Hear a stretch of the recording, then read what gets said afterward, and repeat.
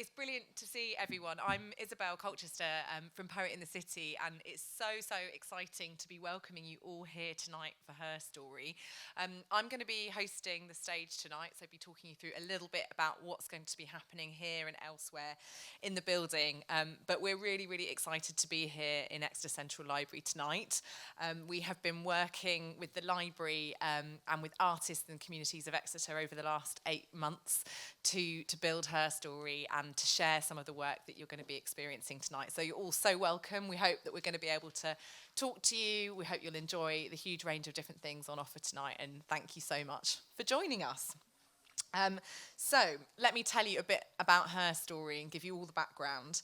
This is an event that's presented by us, Poet in the City, in partnership with Exeter Library and the British Libraries. And this programme is the finale for Herstory, which is a storytelling series which has been built over the last 2.5 years in 2 cities, in Newcastle and in Exeter. And it dives into different feminist histories to explore new pathways for change and action in the gender equality movement. And Herstory is an artistic commissioning process that has brought together over 400 women and 60 artists and collaborators to celebrate the feminist scene across different generations. And we're connecting with people digitally, delivering community workshops to reach women across the city, and here tonight in our live event. And we've run a number of different creative consultations across the programme. So we started our work in Exeter with a launch event back in September, bringing together different women and community groups and artists from across the city to start thinking about what tonight's event should be like. And we hope that in some way we've been able to hold those ideas and to capture the hopes of the people in that room. And one of the really important things that has come out across the different creative consultations that we've been is that unless the programme and the process of creating the work includes and speaks to those women who are most vulnerable and marginalised, we're not doing a very good job at feminism. So we hope that some of the ways that we've worked, we've been able to achieve that. So this finale event, we hope, isn't just one moment to celebrate, but a coming together of a lot of detailed work and community partnerships to ensure that many people, including all of yourselves, can contribute to Herstory. So first of all, just to say, Exeter, thank you so much for welcoming us with open arms. You've been a wonderful collaborator with huge ambitions for the role of the library in women's rights, and it's been really exciting to work with you. We were thwarted by the pandemic, which has meant that we've all had to work together at whirlwind speed over the last 8 months to build our programme together. And during that time, we've developed 3 new poetry commissions built collaboratively with local community groups, trained 7 local young producers to create the amazing Build Your Warrior event, which is going to be happening tonight at the end of the festival for Herstory. We've delivered a creative call out to the city to build partnerships to generate locally rooted work for tonight's event. And so we hope that Herstory tonight is going to showcase some of the amazing creative approaches to championing women's rights in the city and the wider southwest, and thinking about how we care for each other in the feminist fight. And that's been something that we've talked about a lot. How do we create cities that care better for women? And as I say, Herstory is rooted locally in Exeter and is also a national conversation. And our lead poet started by taking inspiration from the British Library's Unfinished Business exhibition, which focuses on the fight for women's rights. And the first panel is going to be talking more about what that exhibition is. Our poets then worked across the city with individuals and community groups, capturing stories and voices to inform new collections of poetry and new production. And this work also provided a starting point for the festival. So tonight you're going to hear talks, performances from activists, musicians, theatre makers and poets who've created new work, especially for Herstory, and we can't wait to share all of this with you. And just a note on the tone that we want to set for the festival, we really want everyone to feel welcome and heard here, so please do help us to create this environment by being kind to one another and also being mindful that there might be some subjects which other people might find triggering. And please know that our only request is that you share what you feel comfortable sharing, see what you feel comfortable seeing. And the purpose of Herstory is really to encourage new connections and conversation between people who might not have encountered each other before. So this is exciting, and it also needs care from us. So let's get started. I'm going to tell you about the 3 things that are happening right now to get started. So in the Rougemont room upstairs, I've skipped ahead. I'm talking about the wrong room.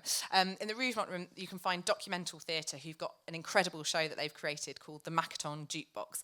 And that's a relaxed performance of Macatong singing of infectious pop by women who work and live with non-verbal individuals with learning disabilities. So you can check that out too at the same time as our panel just about to happen. And to start the programme here on the library stage, we're going to be hearing from our lead commissioned poets, Liv Talk, Fiona Benson and Shagufta Iqbal. And they'll be hosted by the chair of feminist publisher Virago Press, who's also Poet in the City's chair, Lenny Goodings. And they're going to be discussing their process and the new work that they've created. And they'll also be joined with Polly Russell, who is the curator of the Unfinished Business exhibition at the British Library. And thank you so much to those of you joining us online and watching the live stream. Do remember that you can switch between your channels for all of the content.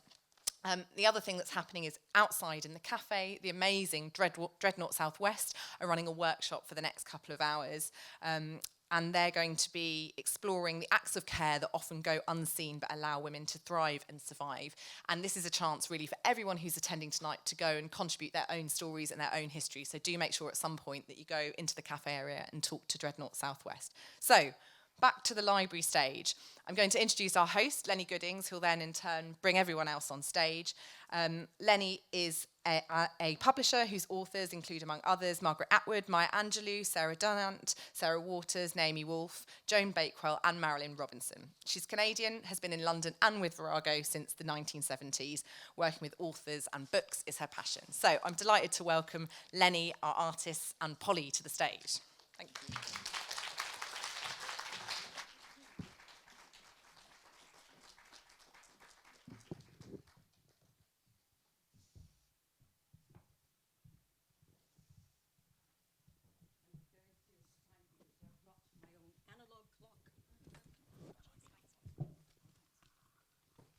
Welcome, and welcome to the people at home too.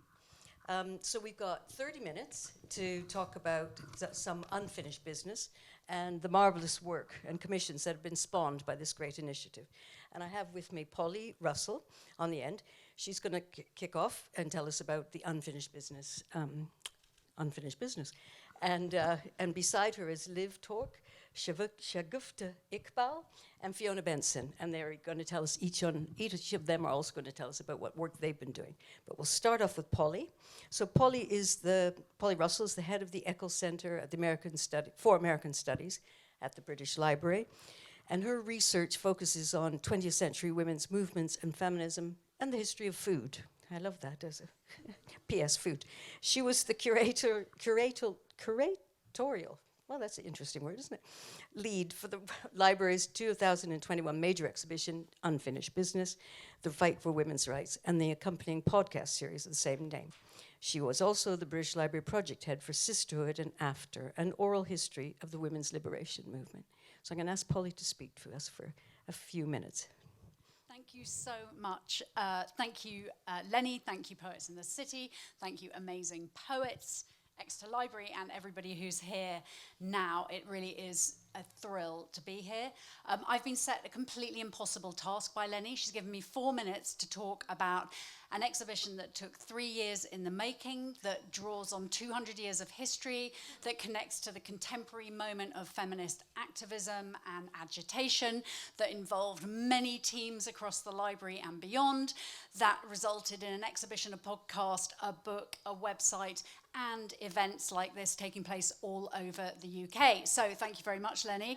And I'm going to have I know a woman go, can though. do it. I'm going to have a go. So Unfinished Business tells the long story of women's activism and connects that long history with the contemporary moment of feminist activism. I'm thinking here of the Women's March or Me Too, Now for Northern Ireland, this kind of very alive moment. And we told that story through 180 objects. The exhibition opened in 2020, just about with COVID. That's another story. But it did open. It was open for a year. We had 180 objects. We had books and costumes and sound and film and music and newspapers and magazines.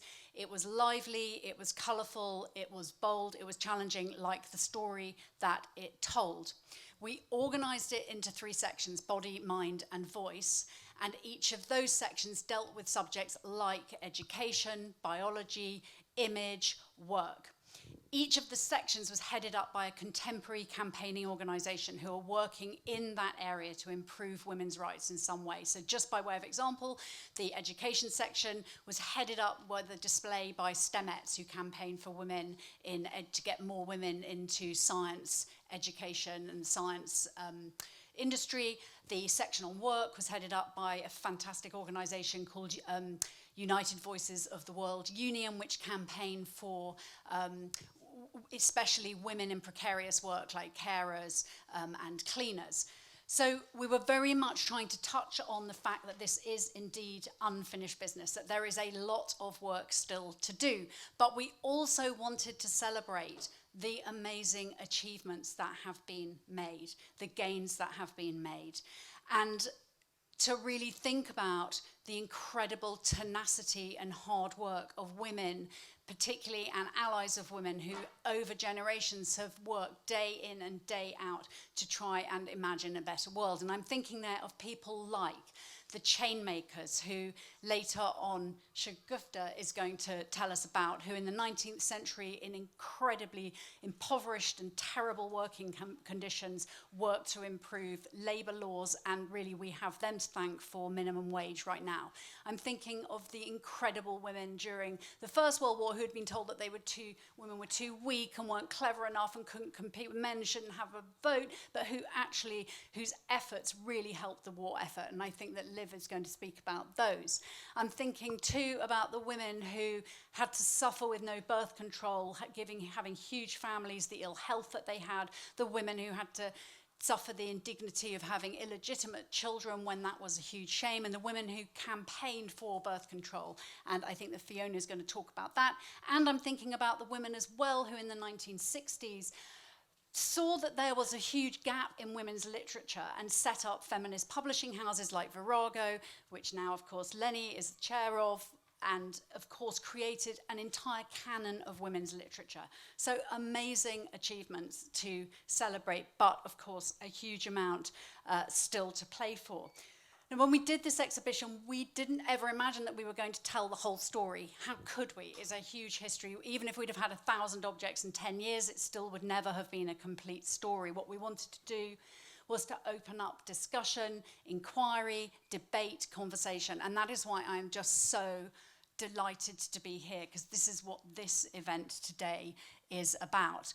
And if there's one thing that doing this exhibition over this 3 years has shown me, is that across generations, what's united those women who have changed the world for better is a combination of probably maddening tenacity, amazing optimism, and incredible creativity. Whether they were campaigning in the area of education or politics or any area, those are the qualities that were required. And of all of them, I would say that creativity is the most important, because without creativity, how can we reimagine the world? How can we reevaluate the world that we've come from? And most crucially, how can we imagine a new world? And that's why the work of these poets and of anybody creative is so important, and why I'm really, truly honoured and proud to be here today and to know that the exhibition played a small part in this whole process. Thank you. Thank you. Whoa. I think you've done the history of feminism in 360 degrees in 3 minutes. Very good. So now I'm going to come to our poets, as I said earlier, and I'm going to start with Shagufta Iqbal. And Shagufta has taken her inspiration from the women chain makers, as Polly just said, who went on strike for fairer pay in 1910. She's worked with a group called Mothers Who Make to bring to life the environment of the chain makers. And she talks about how city and landscape and food and politics shape our revolutions. She's co-founder of Kyoto, Bristol, I hope I pronounced that right, and she's an award-winning writer, workshop facilitator, and TEDx speaker. She's been described as by Galdem as a poet whose work leaves you validated but aching. Her narratives are important, heart-wrenching, and relatable. Her poetry collection, Jam is for Girls, Girls Get Jam, has been very much recommended. She's writing her second poetry collection and her debut novel, with a focus on food, politics, climate injustice, and migration. Shagufta, over to you. Thank you. I don't think I'm going to be quite so eloquent in 4 minutes, but I will try and tell you the story of the chain makers and what drew me to them. Whilst going around the Unfinished Business exhibition, I was immediately drawn to this object in one of the display cabinets, and it was that of a hammer. And on the base of the hammer, there was engrooved, sort of indented, a thumbprint. And I think looking at that hammer, watching it through the glass case, I suddenly felt so connected to somebody who's lived maybe 100 years before me, tens of years before me, and I just saw that object, and I felt so connected to a person I didn't know, and I really wanted to explore that story. And the more I explored it, the more I was fascinated by the amazing story of the chain makers. So this hammer belonged to a chain maker, of course, and my commission obsessively, very obsessively, looked at how these women unionized. I think that was really important for me, and how they fought for justice in a time that usually women of that stature didn't have a voice. It made me look at my own industry as a freelance artist, as a mother, and the project led me to be connected to an Exeter-based organisation called Mothers Who Make, who do amazing work here in the local community. It also connected me to the artist and illustrator Sabah Khan, who's the author of The Roles We Play, and she's been recently longlisted for her comic illustration novel for the Jalak Prize. If you find some postcards, I call them postcards, on your chairs, that's been illustrated and designed by Sabah, with some writing from myself. And so this project was very much based around, I'm trying to be succinct, I wrote things down, I'm such a poet. Yeah, so basically this work aims to tell the stories that link us. I think looking at the story of the chain makers, it was immediate, just so obvious how much community meant to them, how coming together was such a powerful movement for them. And so this work really wants to pay homage to that by telling the stories that link us, the stories that keep us connected, especially in the last 2 years with COVID. And these postcards are an opportunity to promote us to go back to old-fashioned snail mail and encourage us to stay connected, maybe not always on toxic social media platforms, but through real life, through sort of visceral objects. I think when I saw the hammer, I realized how important it was to be connected to people with physical objects. And I really want for people to get more than just bills coming in through their post box. So this is a way of saying, oh, look, there's something nice coming through your post box. It's going to connect you to a community. And it is very much in keeping with the energy of for me, the chain makers, and how they really came together, and how important unionizing is. And it's something we were discussing only recently about the workers who work for Amazon. It's so important. And I think as freelance artists, we really kind of look back at that and feel like we still need to learn quite a lot from their incredible courage. Hopefully, I did that in 4 minutes. My poetry is a lot more eloquent, I hope. Thank you. So we were told we had to get this into 30 minutes, so I've said to each person they had to speak 4 minutes. So sorry, that's why they're giving me a hard time.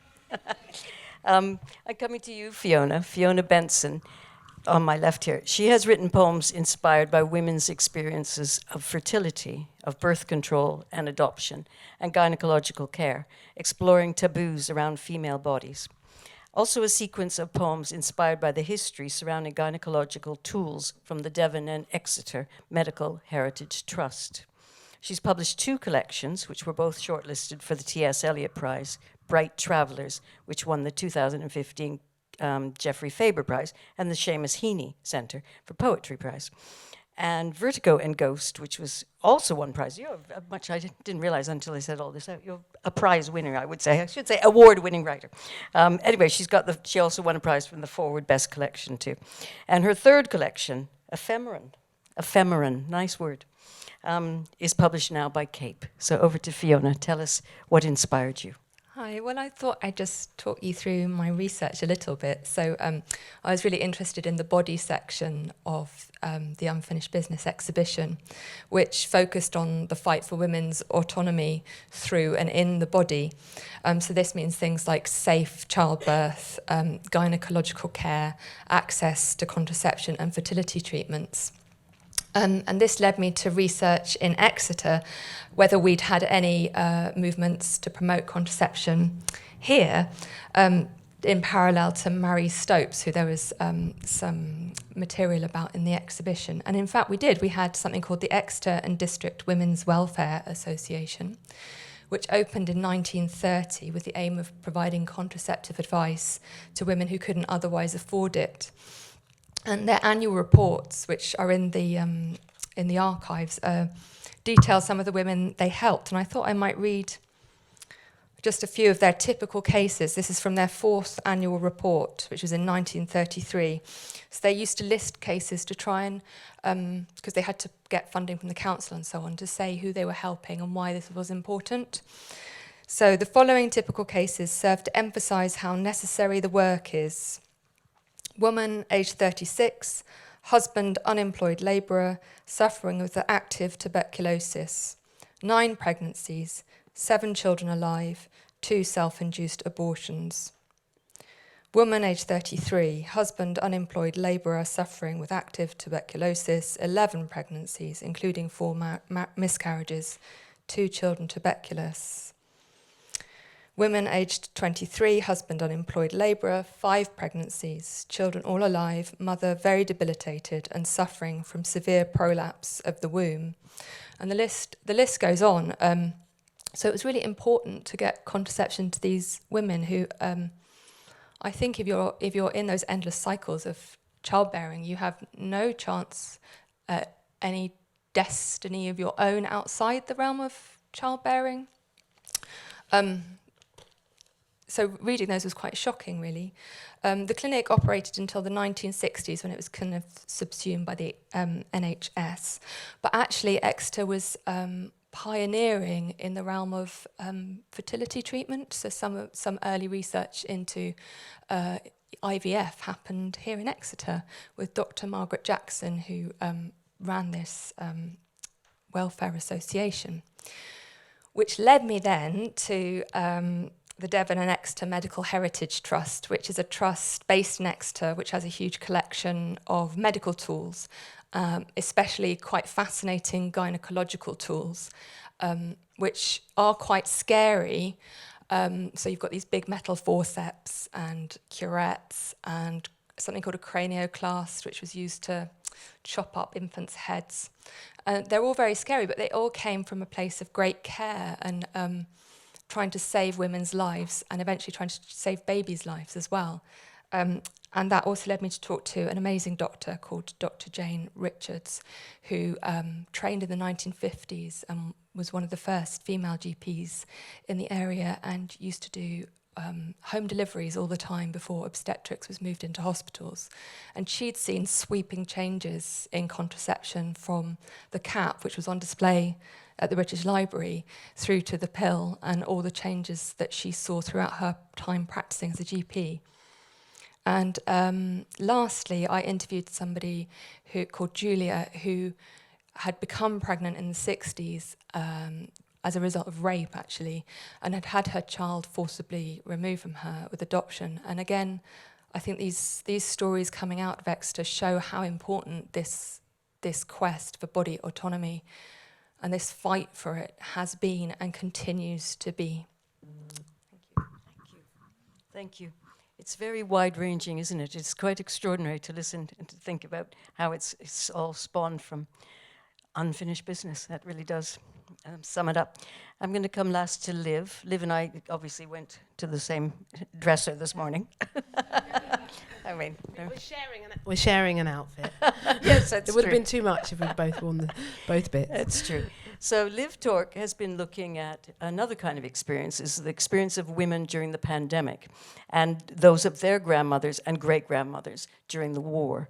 And she is a spoken word artist and producer, a Radio 4 Slam winner, a former Bard of Exeter. Oh, I think that's a title I'd quite like.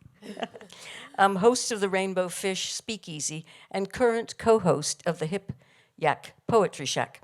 She's lead artist in Take Art's long-running social prescribing and poetry project, Word Play. She runs High Flu? Yeah, High Flu. High Flu, the Hip Yak Poetry School Hot Poets. Go ahead. It's exhausting just hearing all that. So yeah, this has been an amazing commission, and it started a year back with our visit to London, to the British Library, to see the exhibition.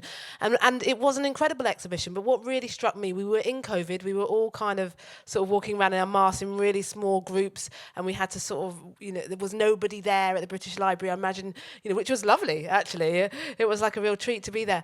But what I really sort of was thinking the whole time is how COVID itself has really affected women's rights, and I thought it's so important to actually touch upon that story. And I'm an artist who really likes to deal with the context of the moment, and just the devastation for what's been going on with women in my life and women in Exeter, and women around the world, in terms of having to stay at home and take on childcare, the majority of the childcare, and homeschooling, how many women have had to give up their jobs and become housewives again. And it just feels like, how do we deal with this when a big global crisis comes along, which is far bigger than anything we've experienced before. So I began looking at the stories from the First World War and the Second World War, and what our grandmothers and great-grandmothers went through, and how they dealt with this, and maybe thinking perhaps they can give us some advice on what to do. So my commission's really based around that connection. And you've got this thing about Exeter as well, and I spoke to historians, and I studied some of the women. And I just want to give a shout out to a couple of the women from Exeter's history.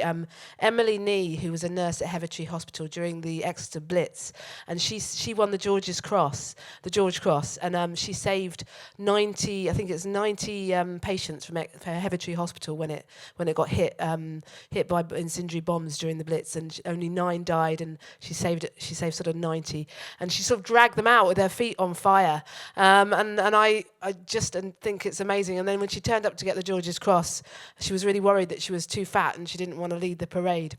And it's just how some of that paradox of these incredible women, what they do, and still how we're so sort of psychologically torn to the wrong things. And also, I wanted to pay homage as well to Clara Andrew in the First World War, who lived in Exeter, and she started the adoption juggernaut. She saved like 6,000 children during that time, and we just worked right up until she died, and sort of helped Belgian refugees in World War I. And I was looking at these wonderful stories of these women, and I worked in St Thomas Library, and I ran some poetry sessions, and it was just as we were starting to come back again after COVID and lockdown. And I've run a lot of workshops in my life, and it was actually really heartbreaking that first session to see women coming back together again, being so anxious and so nervous and so small in their confidence, talking about what they've been through, talking about how they didn't have their jobs anymore, how the groups they'd been part of weren't there anymore. And it just, it was a really heartbreaking thing. And just beginning to start to open up those conversations on how we could recover and get back to that. And we talked a lot about our grandmothers and what they'd done in the war. Some of them were clippies on buses and, sort of working in different areas. And what would they tell us? So my commission is really like, what can our grandmothers and great-grandmothers tell us to help us get through times of war in Europe, times of pandemics? So that's kind of it. Thank you. So thanks so much. That's really rich. I didn't realize what they were going to say, so it's really interesting to me too. I just want to ask each of you one question. It's the same question, because in each case you went into communities, or you created communities if you did workshops, etc. And the idea is to listen to people and then create poems as a result of that. So that's you giving a lot, I feel, but it's also you're obviously gaining yourself. So I would love to know, each of you, what your project has given you. Do you want to start? Yeah, I think it wasn't selfless in terms of going in and delivering a workshop. I think it was in many ways, for me, it was really I felt really honoured to be able to hear the experiences and stories, particularly of the communities I worked with. So, like I mentioned, Mothers Who Make, they're all freelancers, they're artists, they're mothers, and hearing their stories, their experiences of how they dealt with lockdown, how it affected their art, how do they consider themselves to be artists, and how they overcame all of that. I think that was just really fascinating, and I think it made me sort of like, I went in with this one idea of this is probably what I'm going to end up writing, and then being in that space where people are really open and available to you. It's so generous when you're in that space. It changed the direction of my poetry, or maybe it's also a bit skewed because I like writing about food, but it ended up being a lot about food and how much food is part of our community, but also the current world in which we live in. We're facing people who are having to make decisions between heating and eating, and food banks are sort of, there's queues outside food banks, and how this affects creativity, how it affects us being able to get on and follow our dreams, and how focused we are on having to just survive, and what that does to us. What do we pass on to our children? And I think being part of those conversations and hearing firsthand people's experiences, especially artists and mothers, I think for me, I felt very humbled and very honoured to be part of that, and it really made me connect with the fact that the chain makers, yes, it happened in Cradley Heath in the Midlands, but their story resonates up and down this country, and it's not just one place. It is something that we can all relate to, unfortunately, in some shape or form. And so I'm really privileged to have been allowed into the space of Mothers Who Make in the local community of Exeter. Yeah. Thank you, Shivgupta. And Fiona, what would you say? Well, I kind of feel like I wasn't giving much at all, that I was doing all the taking. I feel like a bit of a vulture somehow. But it was amazing to hear these stories, and I am interested in breaking down taboos surrounding the women's bodies and trying to create more openness around that. So I think it was an incredible act of generosity for people like Julia to tell me her story of this kind of forced adoption, and also for Dr. Jane Richards to spend so much time telling me about her life and all the things that she'd seen and done. It was amazing. I don't really think of these as my poems, actually. They feel like Julia's poem or Dr. Jane's poem, although actually, interestingly, Julia said it didn't feel like her poem either, so it's kind of somewhere in the space between us, I think. That's really, really interesting. And Liv, what did you I think it's get kind back? of made me feel very much part of something bigger, part of connected to the kind of chain of history and the web of women's lives, and that is a great place to be, to not feel alone in this. It's been a really beautiful experience. It's been hard at points. It's been quite a hard commission, quite a challenge. I wrote my first ever song, which was something that I've never sort of attempted to do, and I've loved doing that. That's been absolutely kind of joyful as well. Yeah, and just sharing this stuff with women and working with women is always wonderful. But it's just made me feel, yes, part of the story of our unfinished business. And I'm going to finish with you, Polly, because my question to you is something I would give to ask myself too, is how we feel part of a sort of history of protest. And, and this is sort of, it accentuates and makes you realize how you're living your daily life, you're trying to do your things, but, we are actually, what writers always say, and I think it's beautiful, is that we just stand on each other's shoulders, don't we? I think it's, Sarah Waters has a lovely thing, which is each book is a conversation with the next book. And I think we feel that too. And it's really come out today, hasn't it? This idea that we are standing on other women's shoulders. And would you say that you feel part of that in the history of protest, or maybe you're a witness to it, or both, I would say? I think those are beautiful descriptions, and I suppose, if I'm a part of it, I'm a tiny part of it, because it's a huge movement. And I think the thing that I took so many things away, and I'm still learning, and I'm still in the process, but I think there's something about seeing how change does not happen through individuals. It happens when people come together, when people coalesce, when people find alliances and allegiances, and that's when change really can happen.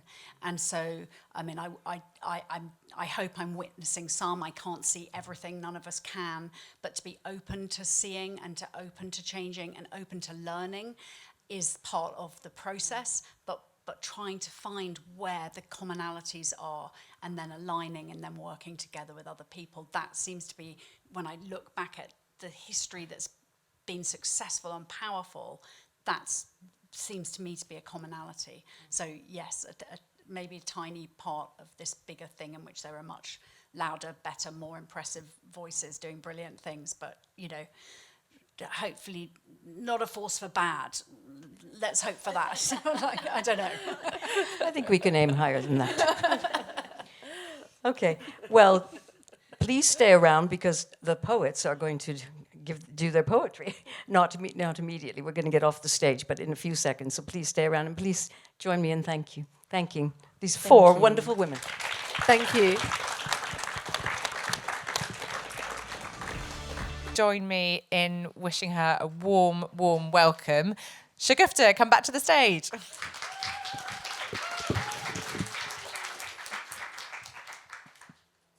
turnaround, on and off. So I feel like I've been speaking a lot about the chain makers, and I hope my poem is actually more eloquent than I have been when I'm babbling and gushing about their amazing achievements. So I'm going to go straight into the poem that I was commissioned to write, and it's called Chains.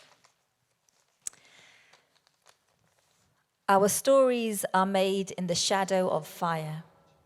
I said our stories are made in the shadow of fire, history created against the clang of hammer, the repeated clunk of metal against metal, a heavy thud into the bones of the future. This world is an industry that tries to consume us, the mothers, the children, the workers, the bakers, the bread makers, the seamstresses, the till staff, the carers, the long shifts into the early hours, the essential workers, the ones who keep the world ticking over.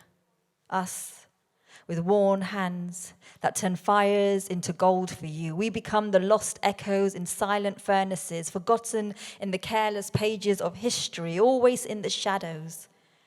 We, hidden, the ones who always have been working from home.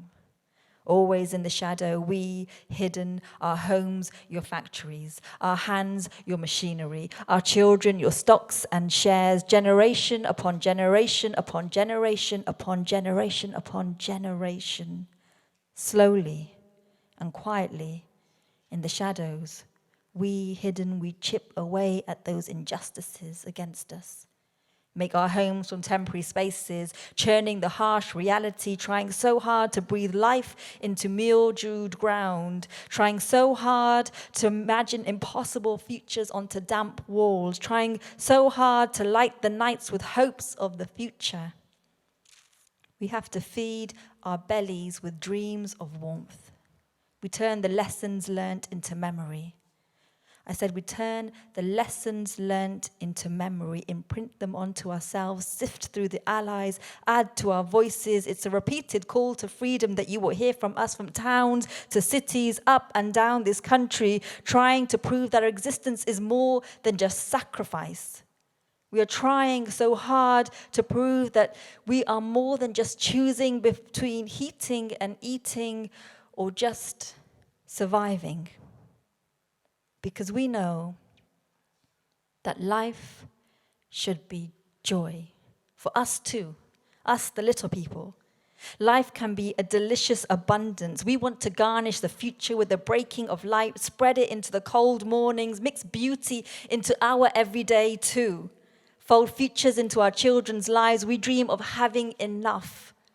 Our children's bellies not empty. We dream of not being forgotten, of shaking the fears that bind us. Because together, we know we stand strong. Together, we know our voices tear down policies that try to contain us, that try to silence us, to keep us in a place. And centuries over, these systems have been built and destroyed, rebuilt and destroyed, built and destroyed, rebuilt and destroyed by us, by you and you, us, the little people.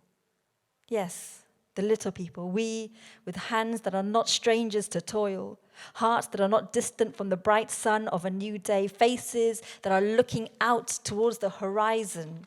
We know that these hands, these modest, small hands, they can make futures.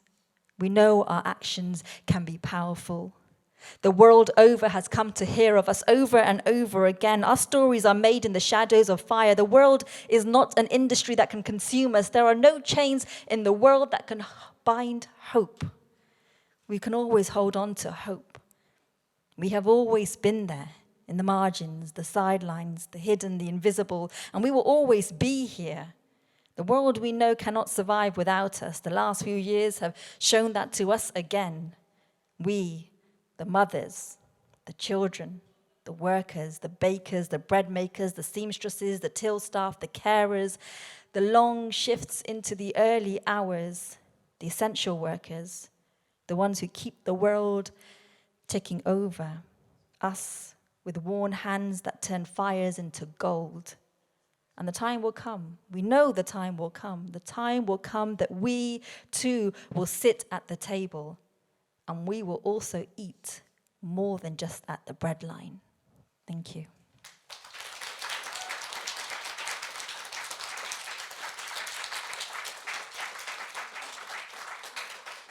I really hope that poem sort of spoke to the energy of the chain makers and their amazing story. I'm a big fangirl of the chain makers. Do go and look them up when you walk away from this performance. The second piece is very much around the idea of hope, and I wrote it during lockdown. I'm sorry, it's a lockdown poem. I know there's too many, there's getting to a point where it's people like, oh, lockdown movie, oh, lockdown poem, oh, it's that. It's just about, I wrote it when I was trying to think and imagine a world for my children and what that would look like, and sort of tying it through different dreams, I suppose. So it's called A Handful of Home. Your feet are as heavy as eyelids. They crush mint as they go. That walk, it shames the air, tells everyone the tale of how you wish to be reborn with wings instead. Manifest yourself as love in this violent place. Stop the frost from gathering at your throat while you sing out another version of this world. One where buildings have disappeared, to be replaced by fields and mountains and lakes and the open air and just the one beacon of a lighthouse which I will share with you, my children. I imagine this world for us beyond these four walls, a place where water cannot hold fish, sky cannot hold the moon here, horizon cannot hold the fingertips of grass here, hands will swing heavy between us, knuckles, white fingers entwined hand in hand. We will walk like that, hand in the shadows under a burning night, in silence, side by side, with your prayers caught in my throat. In fact, we've been here before, and I've noticed that you've noticed my hands are resembling my mother's. I'm a living memory on repeat, and it's on my part a gradual, reluctant recognition, where folds of skin are settling gentle as snow, vibrant veins, loud crease between thumb and forefinger. I also remember being a child and watching my mother's hands age. Not her face, not her eyes, not her hair. She remained exactly the same in my memory. And sometimes when I see an old photo, I am taken aback at how my eyes did not see the passing of time. And now I walk with my children.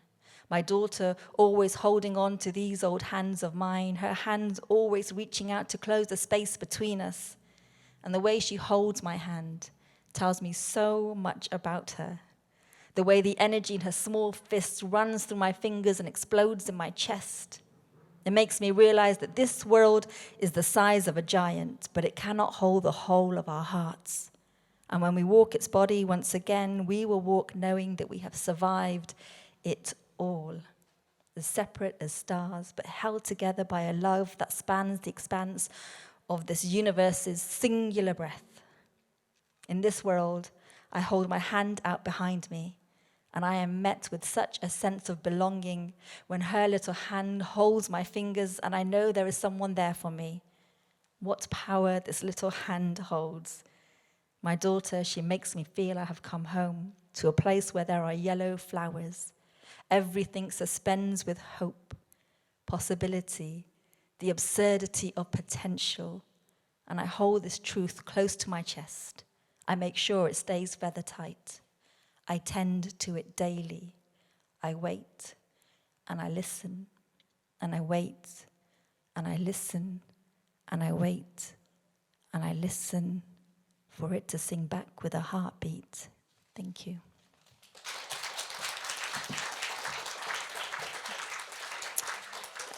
This last piece I wrote And it's dedicated to all the women before me who have had to find and create meals from very little. And it's to all the women who have had to, under this government, found themselves relying heavily on food banks. And how, despite all of this, we've created comfort and nourishment and sustenance. This is pre-Ramadan, so for me, this is my way of thanking everyone who has ever fed, made a meal, provided, donated, come together as a community to care for the whole of our community so that no one is left behind. And it's called hunger. On weekends, my teenage cousins would sit huddled in cold kitchens and discuss their love lives, while dunking syrupy gulab jamun into pink tea, teaspoons clinking their excitement, whispering stories of sloppy kisses and muddled fumbles and tumbles. Their first paycheck was spent on sweet foods. Sweet foods, a rare luxury when I was growing up, pistachio and almond crumbs which scattered against the plastic-covered dining table, and I hungered for this teenage dream of love. I wanted these sloppy kisses, the muddled fumbles. I did take that to be the height of romance when I was listening in through the doorway and dreaming of being let into this glamorous circle of older cousins. And now, today, I smell instead the smell of amla tel, which hangs in the bathroom, milk, haldi, marcum. I am stood in front of the mirror. I tie my daughter's hair. She is the living embodiment of a fleeting love, one that left too soon, like all delicious things. It left behind a hunger, and I am left pulling strands of my daughter's hair into my fist, and I spread the thickness of oil into the sky. Here, I say to my daughter, let us farm harvest seasons for love. You think by now I would be well versed in loss. My aunt has already shared the secret of survival. She was a tiny woman, all curves and eyes, like hair like a raven, a bright freckled face and purple cardies with 80 shoulder pads. She dealt with her pain by reorganizing herself. She was a frenzy of pulling ingredients out of an empty cupboard. She'd make pancakes and puff pastries and jams and tarts. Life is about knowing what to do with leftovers, she told me. It's about preserving for the days of hunger. Her kitchen windows would steam with boiling and frying and sizzling and baking.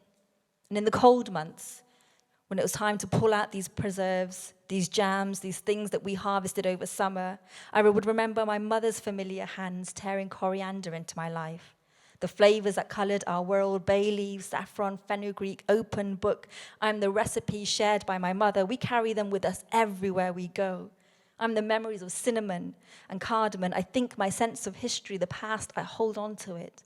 How the untold history of my people would manifest in my mother's cooking pot, her obsession with pickles, mangoes, limes, sunbeams would spill out into our evening meals.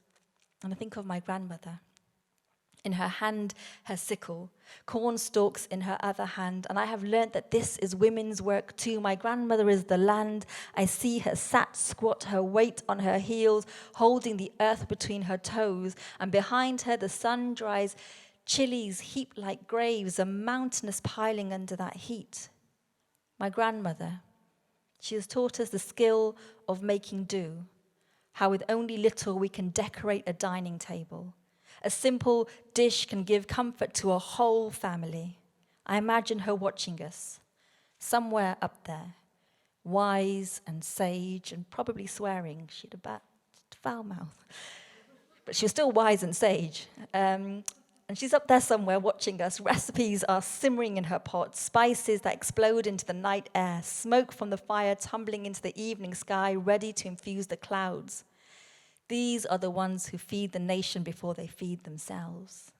These are the ones who feed the nation before they feed themselves. And we have been taught by ghosts that love is best communicated with a dish of leftovers. Thank you.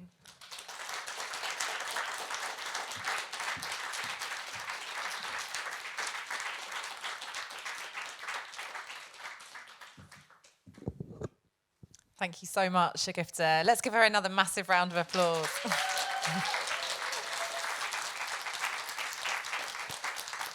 I'm now delighted to hand back to Fiona Benson. Just to remind you about Fiona's poems. Fiona has written a series of poems inspired by women's experiences of fertility, birth control and gynecological care. And you are going to hear them now alongside a new audio piece created collaboratively with the radio producer Maya Bosworth. And as Fiona mentioned earlier, one of her poems is a powerful, raw account of a pregnant woman forced to give up her baby for adoption. And it also contains an account of rape. So just to draw your attention to this poem, which is going to be read at the end, and if you would like to step away for that poem, please feel free to do so, and you may wish to sit near the back. And if you've been affected by those issues, you can contact Rape Crisis or Families for Children. I'm now delighted to hand over to Fiona, who's going to read her wonderful, wonderful poems. Let's give her a big round of applause.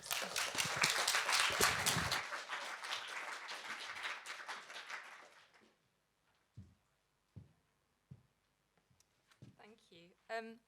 So I was speaking about Dr. Jane earlier, Dr. Jane Richards, who trained in the 1950s and practiced as a GP in the area.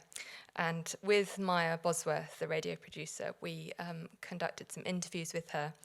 And Maya has put together a little listening session for you all using extracts from the interviews so that you can encounter Dr. Jane Richards. This is a little tribute to her that Oliver's going to play for us now.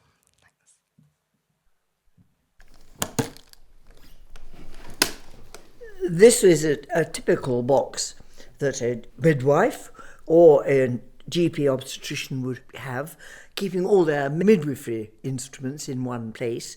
So the instrument at the top, and underneath there would be a sterilising container here. And you'd be able to put the forceps or anything else that you want, any instruments, into this and boil it up on whatever sort of form of heating the house would have, and boil it up so that it was sterile, and it would be sterilised at each time. It's a bit like a fish kettle, because there you are, put your fish or your forceps. And that would live in underneath there. And here would be all sorts of test tubes and things with different liquids in it. This is a very superior one, having those. Mine didn't have that. Mine just had the fish kettle. I guess a lovely description of it. My name is Jane Richards. I'm from here, from a village of Whitstone outside Exeter, and I was born in 1933. Inside that you would have the various forceps, which you would have ready for you to put in, and the other one to go on top and clip together so that you could pull the baby's head out comfortably. Starting at the lowest sort, these are called Wrigley's, because I suppose Wrigley must be the person who first used them. And we used to be a little bit rude about these on the whole. These we used to say were for the mums who were too posh to push.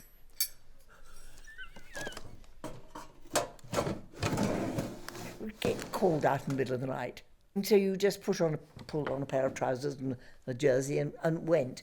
And then I'd had to put on scrubs. Well, scrubs in those days for women were just a kind of dress, you see, to about there. And they then asked me, could I help lift the patient from the trolley onto the operating theatre. I had to kind of climb across, you see, and count out. I realised I'd only got on 90, sort of up here somewhere. Nothing else underneath, because I hadn't put a pair of pants on. I'd had a pair of trousers on when I came out. You didn't mind getting up in the night. You went back to bed thinking, done. You know, something achieved. And you went to sleep. This is that. Wait a minute, let me get them the right way on. Yes, that's the first one. And there's the second. When you come to using them, they've got scalloped edges to the handle. And if you've got small hands, cold ones or not cold ones, like me, it's jolly difficult being sure that you've got a safe grip. I mean, we spoke about this quite a lot, that Dr. Jane has got very small hands. And all these tools that you were using were designed by men and for Like men. yes. Just look at that. Yeah. I mean, it's very difficult with my very small hands and very small fingers too. There's always rather a problem because no gloves are quite as short. So there's always a bit of glove beyond my finger. And I've always had great worry about when sewing up or doing anything, further up there. You're doing it on feel. You have to be very careful that you don't sew your glove into the vagina.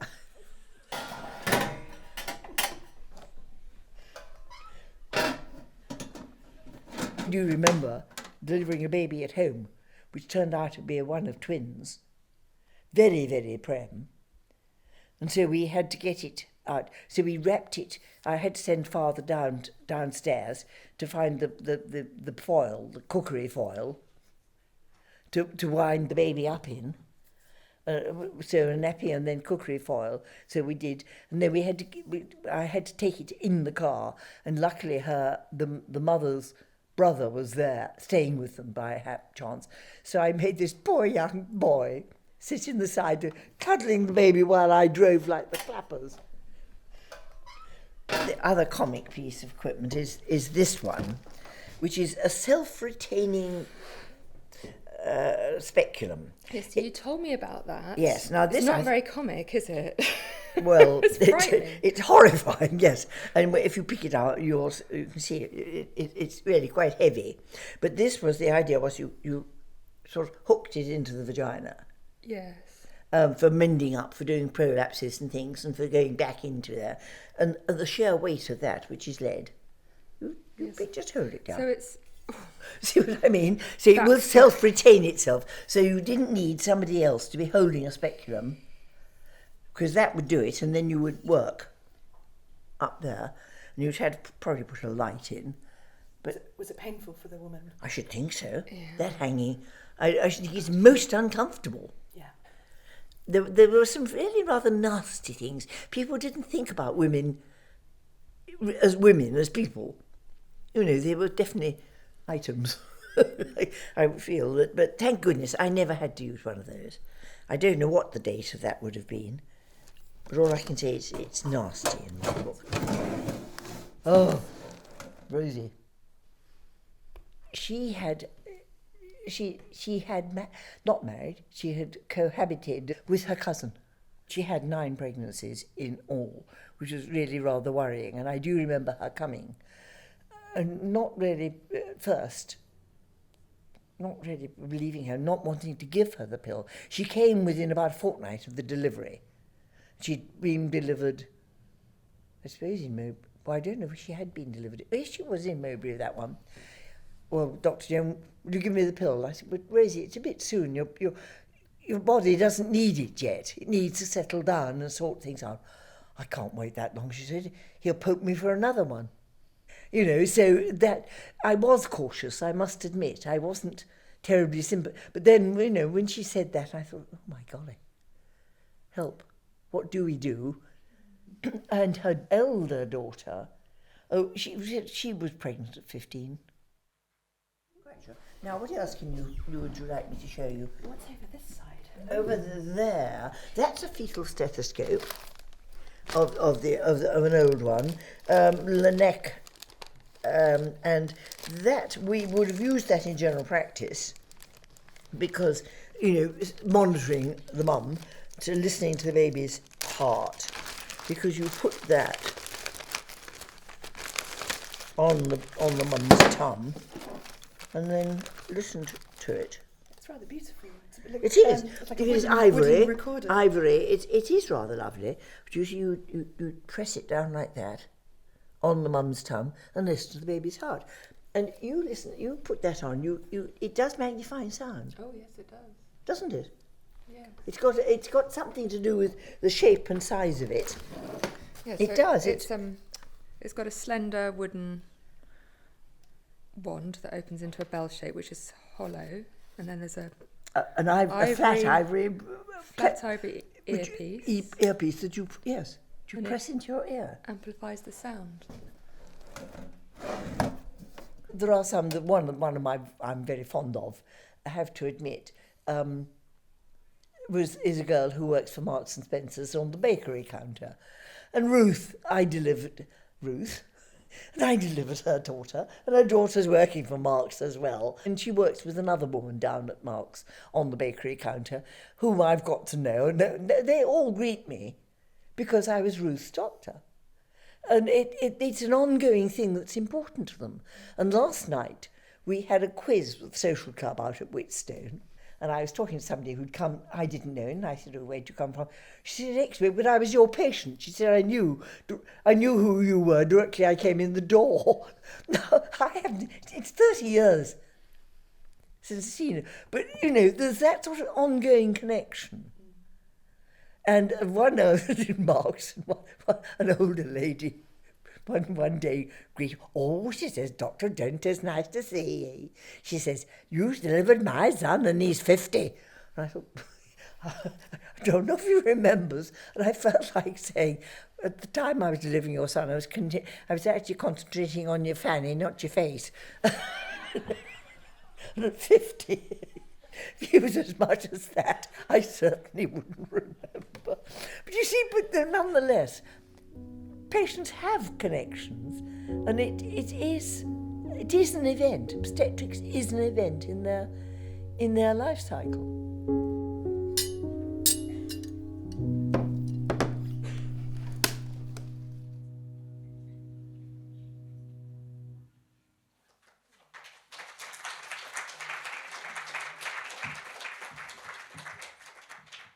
So that was Dr. Jane Richards, and I feel like we owe so much to that generation of women who, you know, trained as doctors when it wasn't normal and gave their lives to being GPs and just forging a way ahead for all of us.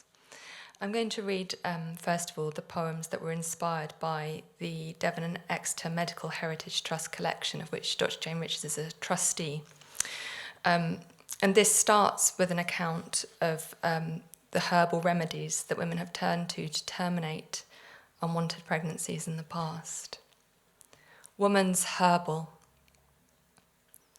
We drank bitter water, bloodwort and juniper, blue cohosh, cedar, madder, which stains to the bone, tansy, black hellebore, prostitutes, fern, pennyroyal, castor oil, possets we swilled before the ensoulment, when the fetus was still a rumour, unlooked for, an omen. A late period we brought on with corsets and poison, screaming hot baths, needles and hooks.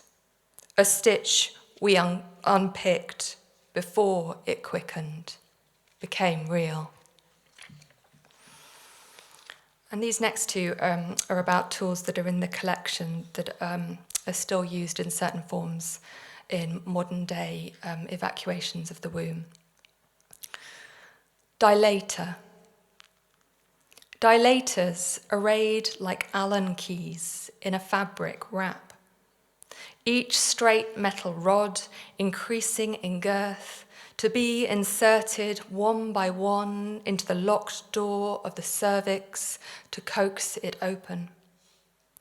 Now we use laminaria, sea tangle pressed in slim wicks to serve as osmotic dilators, a slow swelling spindle in the cervical mouth that ekes out an opening, lets the embryo down.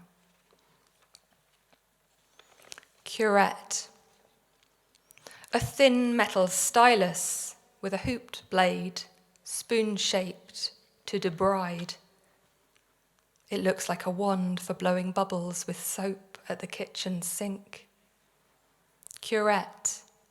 From the French to scoop, to scrape, derived from the verb to clean or cleanse, and denoting in its own way healing, linked as it is to the Latinate cure. And this is a response to a photograph that Dr. Jane showed me of the British Medical Association, back in the day. Photograph, the British Medical Association at Tintagel circa 1850. Physicians in stovepipe hats posed against a church. No women, of course. But again and again, one of them stepped up, put all his mind and attention to the bodies of women and the dangerous labour of birth, did his utmost to assist, tried to make the tool that would fit. Wrigley, Anderson, Eliot, Keeland all sought the right traction, the perfect swerve and grip. I think in the process of writing these poems about the tools, I did come to realise that they were all an act of care. No matter how scary they looked, they'd all been designed with the aim of either saving the labouring woman's life or of the child's. So they may look scary, but they come from a good place. Forceps. Invented as early as the 1630s. The Chamberlain family's device, taken in hugger-mugger to the birthing chambers, sealed in a lined box. All attendants made to leave the room, the desperate woman blindfolded, and only then the implement retrieved, like a magician's trick, and used to grip the fetal head, to draw it through the birth canal and pull it free with hooks. Secret for almost 100 years, though the midwives dropped hints at instruments of iron, and a sly rhyme did the rounds concerning Hugh Chamberlain's pale face and narrow inspection. So women in Chamberlain's purview were saved, but the others, poor women, out-of-towners, rural women, died. In 1723, Jan Palfijn presented his parallel blades to the Academy for the Public Good, paddled tongs to grasp the baby's head and pull it down, nicknamed gently Palfijn's hands.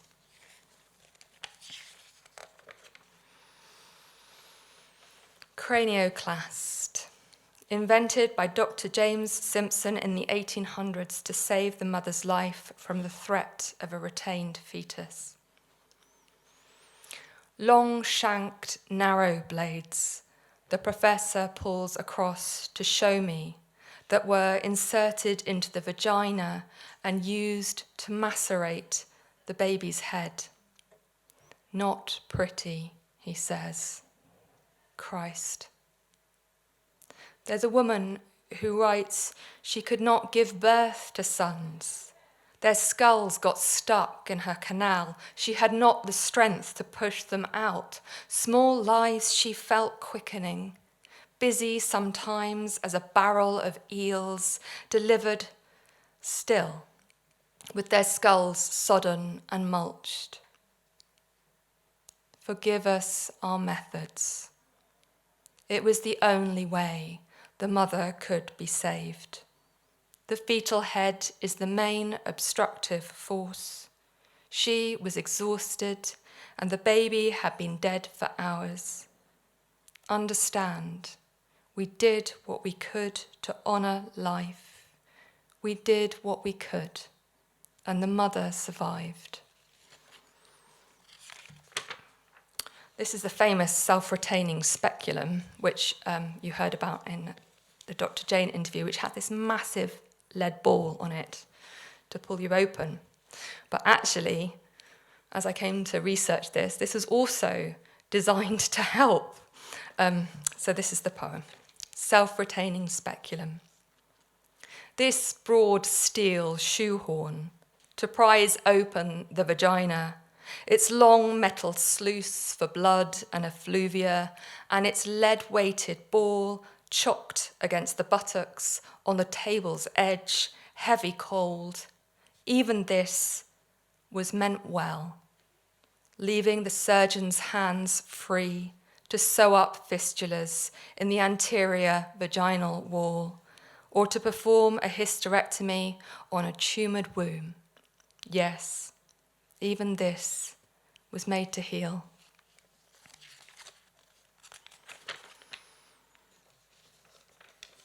Argo. Words too are handling tools. We say dilate when we mean force apart, curette when we mean scrape, forceps when we mean blacksmith's tongues with which to grasp a thing that burns, contusion when we mean bruise, vertex when we mean the top of the infant's head, infarction when we mean crushed, blood-stuffed, devitalized when we mean dead, macerate when we mean cut to shreds. This is how we bear the child's immaculate hands and the mother's weeping. So I got very used to the word vagina. I didn't used to like that word. Now I'm just vagina this, vagina that. So this is the next poem is a long poem. I'm not going to say much about it, apart from that it's an account of forced adoption. And this was in collaboration with Julia. Child mother.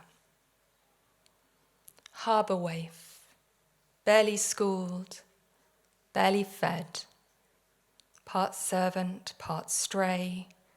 Docked in the south of France, your yacht bunk rocks, and bad things happen in it. Just 15, that giddy drive back down the coast with a skipper from another boat, the yachts tilting in the harbour down below, all their little lights swerving, blurring, returning from a party where everyone drank champagne like it was lemonade. And you were young and thirsty from the sun, so you tipped back your throat and did the same. Then what? Waking sour and greasy in your bunk, dry smear of blood, a flashback of hands you did not want, the car pulled into the verge, not the first. By the time you were sure it's too late to abort, your mother laces you up in a corset. No, you correct me, nothing so tender. She hands you a corset and you lace yourself in. Swim up into its sheath with your hands in the air, hook it down the front, then swivel it round, tighten the laces so you will be straightened, your state concealed. The baby will be taken, no question. Meanwhile, you must work. When you are 7 months gone and can no longer care for your sister, you're sent by yourself to Eastbourne with 2 sets of clothes and your granny's coat cut down, brown boucle, which you wear in your room to keep warm. It's the coldest winter you've ever known, the sea itself frozen, a fluting and rick-rack of ice on the stones, and your feet slipping numb in canvas shoes. The Methodist family you stay with pray at meals, holding hands, take you to church and are kind, but you want to hide. You stay in your room or head to the centrally heated library and read all day about vitamins and how they feed the body. You read about nourishment, unnourished girl. You read about love like a faraway tale. You're in the system now, a checkup each week. One day your blood pressure soars and you're admitted without warning to the ward. Your house mother fetches your things and you slide between stiff sheets, girl in a ward full of husbands and wives who mutter and tut, whose eyes skid over you. You keep your head down and knit, white two-ply wool, matinee jackets, bootees, tiny clothes for a doll. You're good at this. Beneath the gaze of the nurses who treat you like dirt, you knit and knit with wool as soft as falling snow, and you freeze yourself off from the ward, very inward, very cold, lonely child. Your stomach hurts. You tell the nurse. Was it something you ate? Can you please have an aspirin? She tells you you'll feel better soon. She is lying. You are wheeled into the labour ward, a long corridor of beds screened off with thin and breezy curtains. You're scared. An unseen woman is roaring, an unseen woman is crying. It's like being stalled in an abattoir. You feel their fear. The woman in the next booth is given gas and air. You hear her suck it in. No one asks if you need anything. You can smell blood and something else, something sweet and faintly curdled that turns your stomach and makes your nostrils flare. You are left alone in your cubicle, metal rail, tiled floor.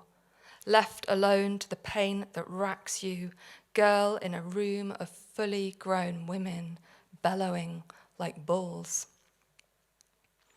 On your hands and knees, the baby's head crowning and out-of-body wailing. Finally, the midwife comes to attend as you bear down and strain.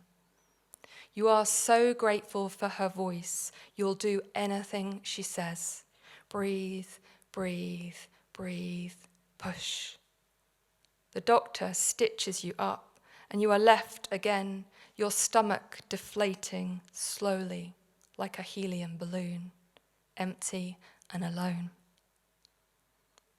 The baby is taken to another ward as soon as the cord is cut, returned sometime later, wrapped in a flannelette blanket. You refuse to hold or feed it, but they make you take it and nurse it with a bottle, give you big green pills to dry the milk in your breasts, which are enraged. They make you take her and feed her again and again until one day she does not come, and you ask, and they say, offhand, "Oh, she's gone." You cannot remember how she looked, that 7-pound baby.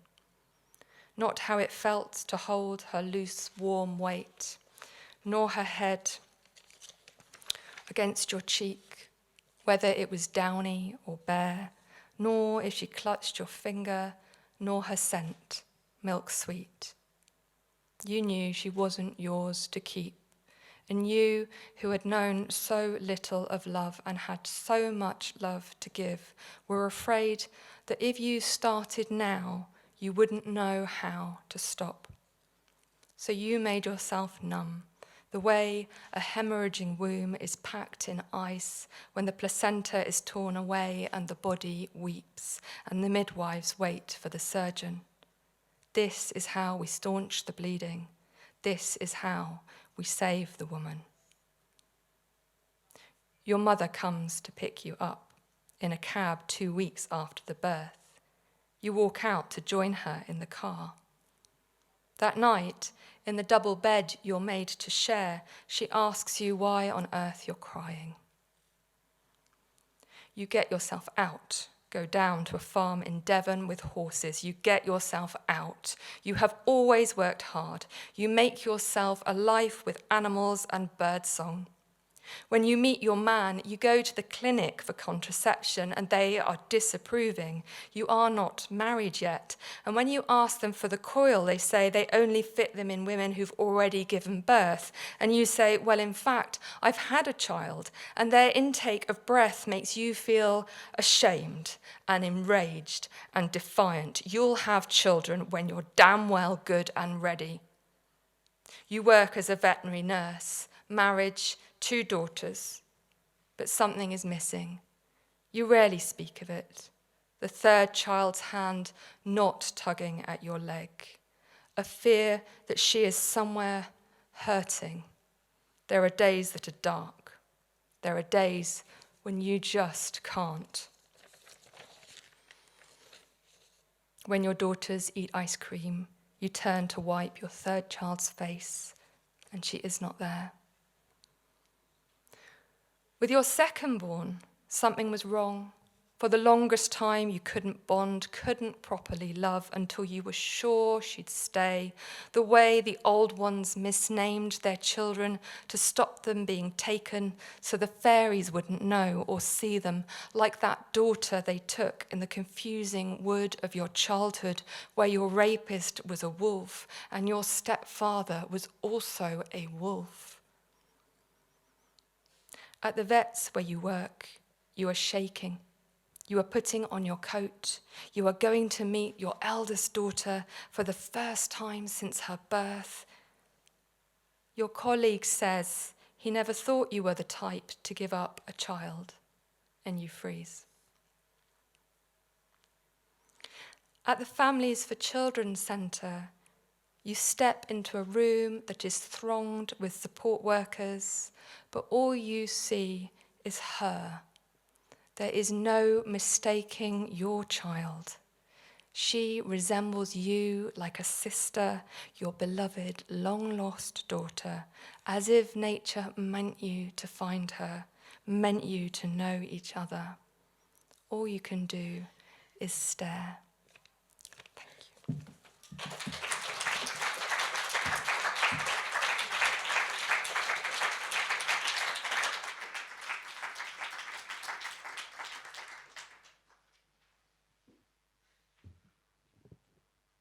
Thank you so much, Fiona, for sharing those incredible poems. Can everyone give Fiona another massive round of applause?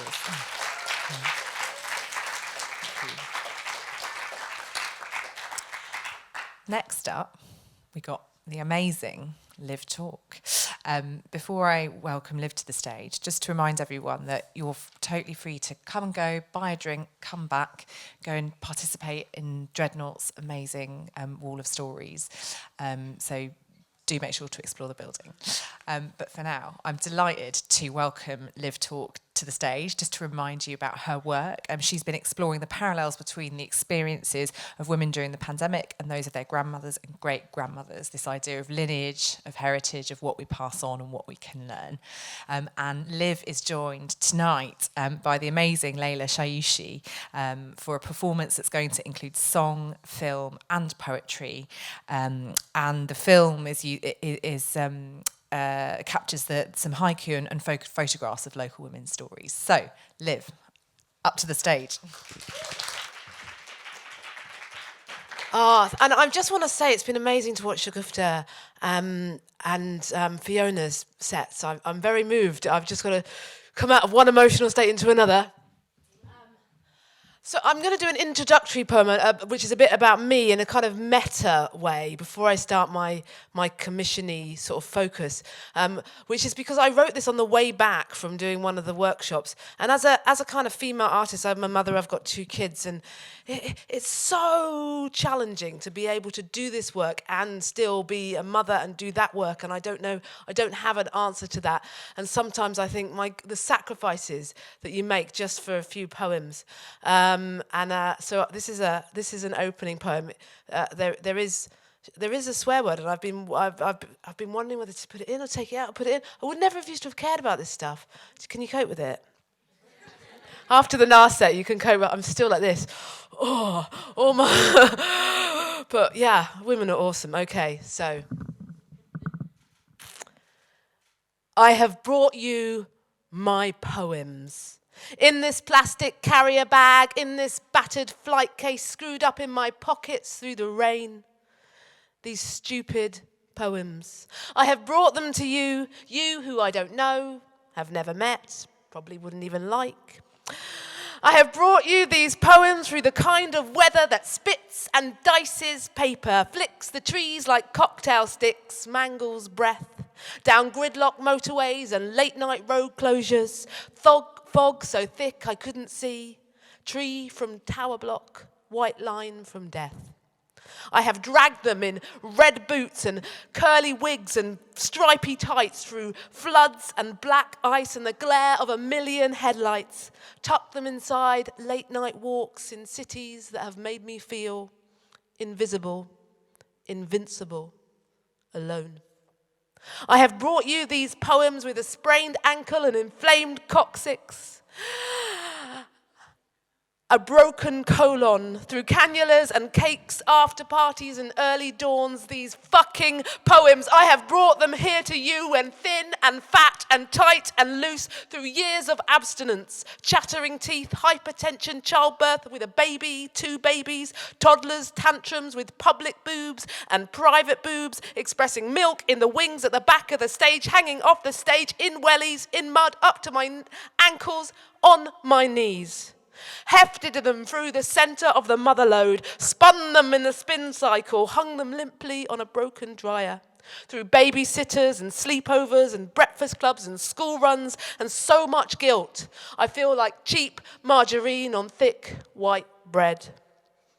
I've lost jobs over these poems. Good jobs and bad jobs. Found love over these poems, toyed with love like an angry kitten, fucked up love because of these poems. Buried my father inside of these poems. Met more friends than a mountain has perspective. These poems, these mad, strange, self-important, irreverent, stupid, tender, grinning rictus poems, these fucking poems. But my children needed me not to bring you these poems. I have brought you these poems. In spite of everything, at the expense of everyone, including myself, I have brought you these poems. All 47 of you. You're welcome.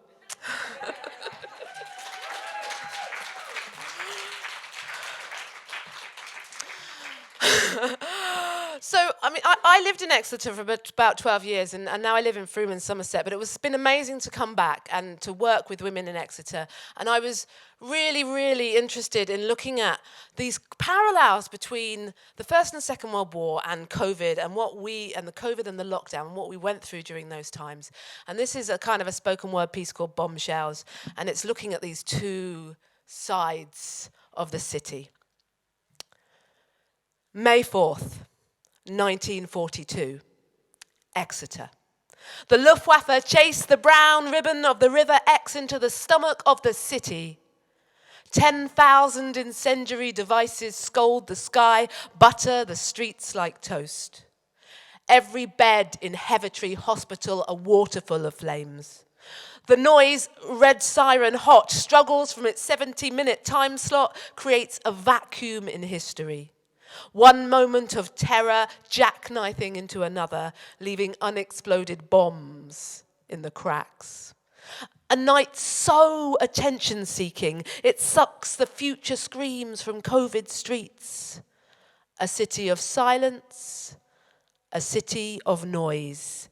Two faces of a mirror 78 years thick. On one side, a nurse in World War II uniform runs in and out of wards, eyes stinging from smoke, hauling sick men out of beds as their sheets combust. Oh Lord, look after my kids and I'll do what I can here.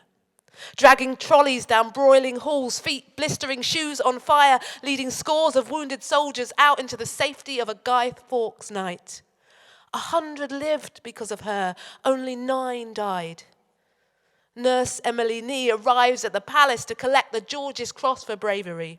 Told the papers she felt too fat to lead the parade, despite all the lives she saved.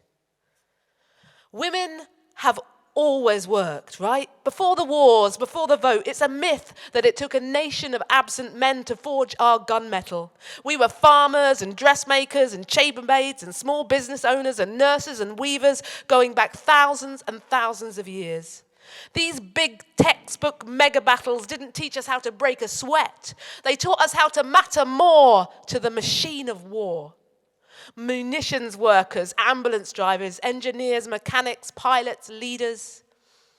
Clara Andrew First wave feminist, suffragette, born 1862, saved Belgian refugees in World War I here in Exeter. And I picture her like Katharine Hepburn, fast-talking gumption girl, sweeping red tape off oak desks, fighting back the baby farmers, igniting the adoption juggernaut, and finding safe home for 6,000 children. She worked until 12 hours before her death and said, "If you have done this work, you can't give it up until you die." Now, a century on, I sit on the other side of the mirror with the women of these rebuilt ruins. We gather in the library in St. Thomas, where before the virus hit, mums with toddlers used to come to sing. Those groups have scattered now. Networks untangled, a village divided, but there is a baby here at least, and that makes us smile. The women tell me stories of their grandmothers working as clippies on the buses, widows bringing up 6 children, entertaining soldiers for their suppers, escaping arranged marriages. And way back before that, we talk about the first and last witches hung from the city walls. Temperance Lloyd, Susanna Edwards, Mary Trembles and Alice Moland, the last to die in 1685. It's important to keep all their names alive and remember how easily the rope of history swings back towards the patriarchy. I talk to women who, when lockdown struck, gave up their careers, their voices, their friends to become housewives again. Homeschoolers and full-time mothers, their jobs too small, too caring, too unessential. And now as I walk these once scorched streets past the houses with blown out windows from the uncovered World War II bomb of 2021, a chilling reminder that the past can hiccup violently. A century ago, the people in this city wore masks on their noses, kept the windows open, didn't let people kiss their babies. Pandemics are nothing new to our grandmothers, for COVID too has taught us that our dreams are still as fragile as our smallest child. And progress can be just as quickly reeled back in, whether in silence or in din. There are still deep cracks that women fall within. I look out at this city waking up after its latest blitz, shell-shocked, anxious, the women lonelier than I have ever seen them. Oh Lord, look after our kids, and we'll do what we can here.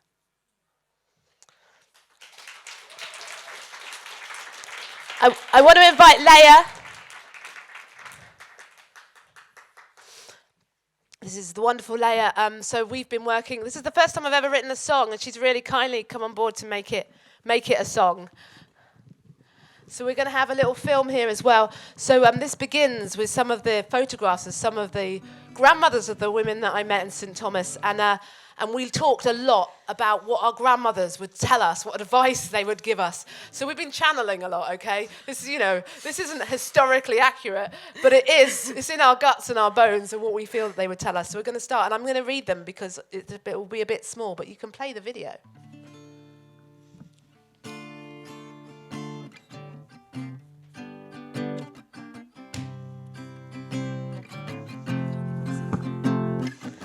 You gave me your name, a memory sketch of a life I could have lived. Wherever you are, don't overthink it. There's no time to mess around, look after yourself. Choices for women, 13 seasons is too young. Choose your own lover. Bearing heartache with a smile, gliding through life's maze, be strong, go bravely. Grow roots in the ground, be as sturdy as a tree, keep blossoming fruits. Shoulders back now, dear, open that door and march in, no such word as can't.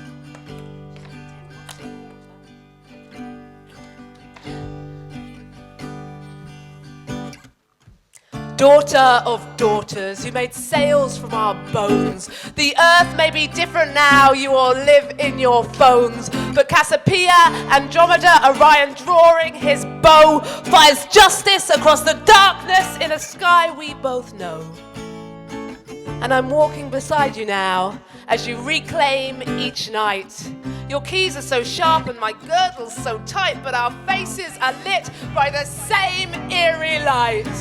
Of the moon as she travels in masks made of shadows, and watches her daughters swim time twisting waters. And oh, oh, oh, you have more future than you'll ever know.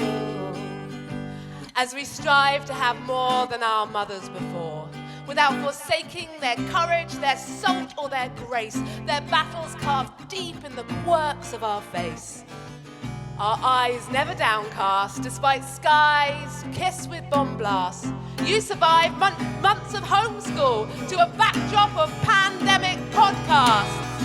Oh, oh, oh, you have more resilience than you'll ever know. For the things that we fought for seem fragile like glass. If you need us to help, just look in the cracks of the mirror and ask.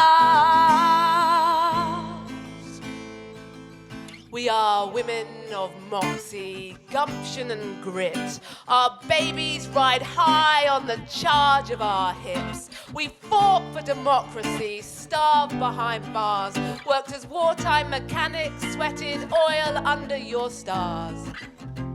But we still died in our millions when influenza took hold. For you learn in the end, it's revolution in action, just to grow old. It's revolution in action, just to grow old. And oh, oh, oh, in time you'll be wise enough to know that each new wave is born from flow.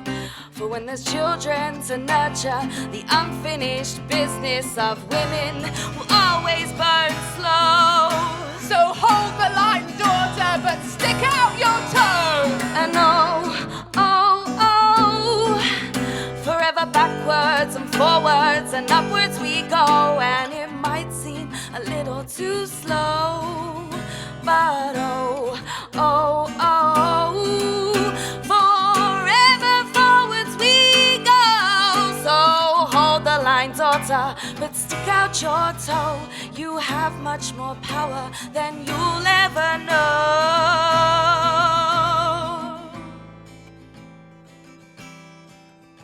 In the rubble of bombshells, the bones of our grandmothers shine like the snow. So hold the line, daughter, but stick out your toe. Let's give the stars a bloody good show.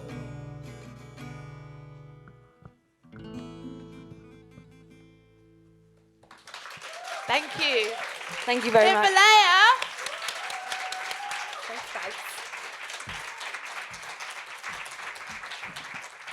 And after this, please feel free to talk to me in the foyer or anywhere. I've got some books and all that as well. But yeah, thank you.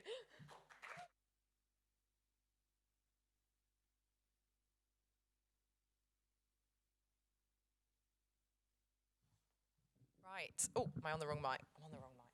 Can I speak on this one? Yes. So we're just going to do a little bit of stage rearranging in advance of our final act.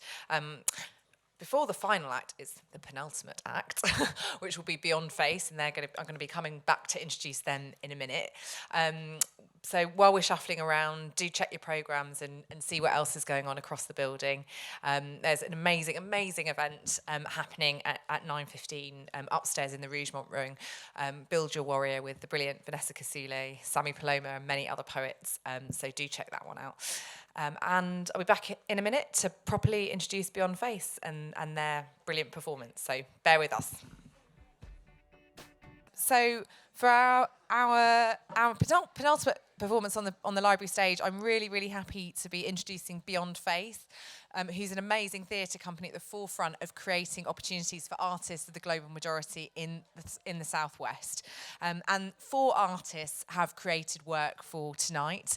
Sade, Sonia, Alex and Grace have spent 2 days in the studio creating new pieces of writing in response to Herstory, telling their own personal stories. So please join me in giving them a massive round of applause and welcoming them to the stage.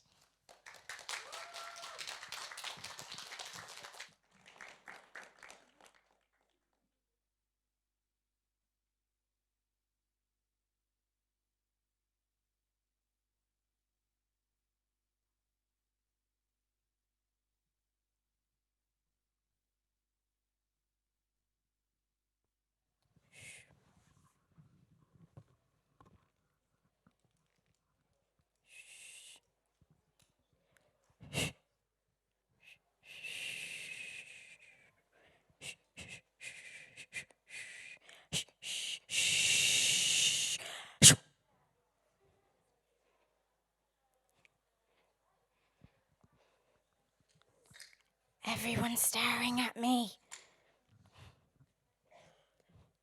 Awkward highs and awkward goodbyes. Scuttle round the corner, hide behind a bookshelf and cry. Self-doubt creeps in and I go silent. Self shut in, the book closes, but I want to be open, honest and vulnerable. Can I ask you a question? I'm going to ask you a question. Now, being really open and honest, all I want is to be met with care, love, and empathy and compassion. Do you think you can do that? Do you think that I deserve that? Do we think that everyone deserves that? A city of care is a city of curiosity. They say that curiosity killed the cat, but I don't think that's true. I mean, I hope not anyways, because I really like cats, so I don't really want them to be dead. It just feels a little scaremongery, a little finger stern wagging, telling you that's not your place and to stay in your lane. But if we all stayed in our lane and only cared about the things that directly affected us, then we wouldn't really get anywhere, would we? A city of care is accepting the unknown, unafraid, it welcomes discomfort, even embraces it, and all of its potentialities. Does that make sense? I feel like I need to pull apart the bits of myself to make this make sense, but I speak because I want to speak. I dance because I want to dance. I am not your monkey, and I am tired of answering to you.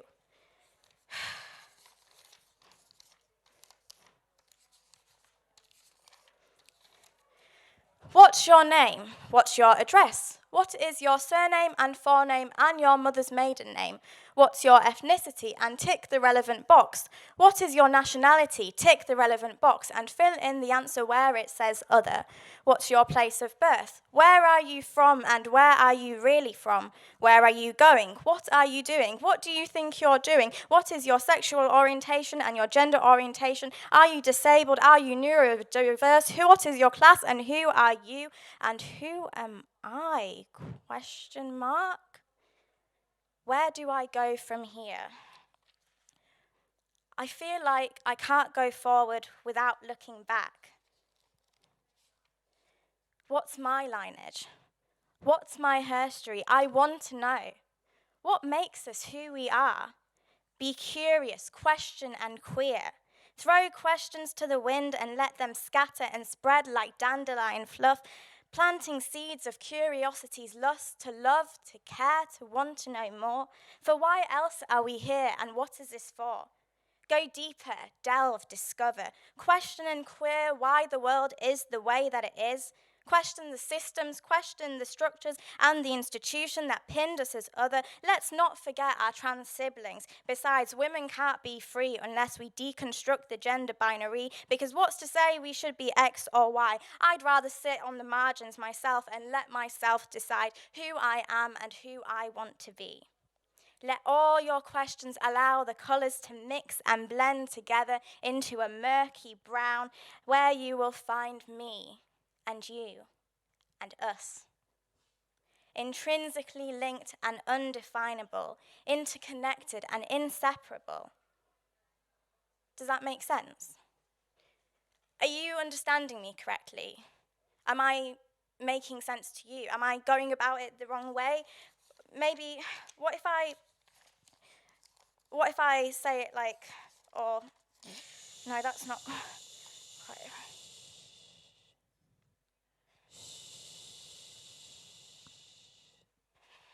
Let's take a moment to pause, to stop the daily grind, the overthinking in the mind, the constant list of to-dos, except my list of to-don'ts feels much longer.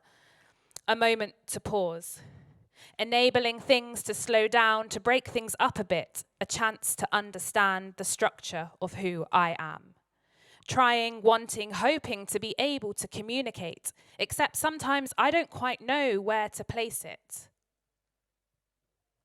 The pause.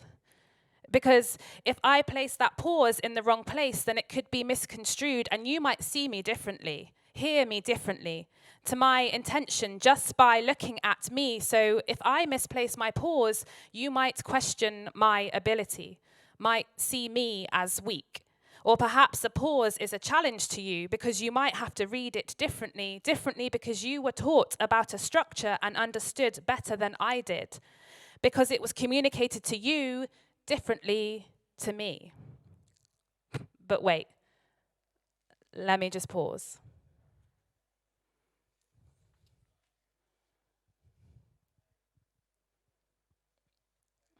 See, it's okay to have many of them, because it means that there is more to come, more to say. Yet so many say they are still unsure how to use them, how to place them, because they change the meaning if placed in a different space. Are you still with me? Sometimes it can be placed to interrupt a space, to prevent the flow, and that can be jarring, and I think you might find me jarring. But sometimes I pause in order to prevent a misreading of my intended meaning, so I constantly check myself, check my permission, check my distinction, check my articulation, check my position, check the tone of voice, check the level of my noise, to prevent misreading of my intention. Let me just pause. See, pausing can be an act of self-care, so you don't say something you shouldn't say, an act of censorship, removing yourself from a situation or someone that is interrupting your pause, who intends to stop you in your tracks, to take you back to the same place, the same space you work so hard to no longer be in. Suffocating. So you pause, to take care.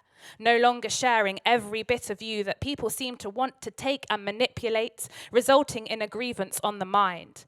Let me just pause. Like a comma is a pause. A comma has rules of its usage. It's abused, misused, used to introduce, to clarify, help make something make sense. A wait, comma. Do you get my meaning? I'll trade your comma for a pause. I'll trade your comma for a quote written by me. I quote myself because I am that bitch. I am that queen. In this book I bring with me 23 pages. I want to scatter my words all over this city. I want to put my capital letters next to lowercase letters and merge the two together like a building that can never be broken. I want you to read my pages and think, what the hell is going on? I unapologetically don't make sense. And if I unapologetically don't make sense, then I unapologetically don't care. You see, my ink is different shades of black, brown, and black, underlining the black. I'm exactly that. My words are so unique that you will have to find ways to articulate and process, to wrap your lips around my story's so complex that my dots go head to head, static. If my words could walk all over this city, they would cause traffic. If her story is my story, then our story has no full stops. We turn our pages, we pronounce our verses like a spiky black dot. Eat it. Swallow it. Drink it. I hope it passes through you and you shit it out. I hope it rattles through your stomach and stirs up an awakening. Roll it around your tongue like a hot pot of curry goat. You don't want to spit it out. You don't want to ever spit me out. I trade your questioning for demanding answers, your commas for comfort. Just know that your 3 dots are massive pillars that are meant to be seen and heard. Is that clear? When you can't get your words out, lean on me. When your commas place themselves into sentences, let me help you force them there. My upper cases are your lower cases. Our chapters are so entwined that these 23 pages just keep multiplying. You don't even know the vibe that I'm on. I am history in the making. I want to scream celebratory slurs at yours, hers, and yours, hers, and she's hers, and she's ours. She's our story. If I am chapter 4, then she is 3 and 2 and 1. Munch on our jumbled letters and words as we speak to you. Because I am speaking to you, you are gonna hear me speak to you. We started with punctuation. Comma, question mark, full stop. But there was also ellipses. Dot. Dot. Dot. 3 little dots instead. 3 little dots, yet so much unsaid. She uses the ellipsis as not to offend.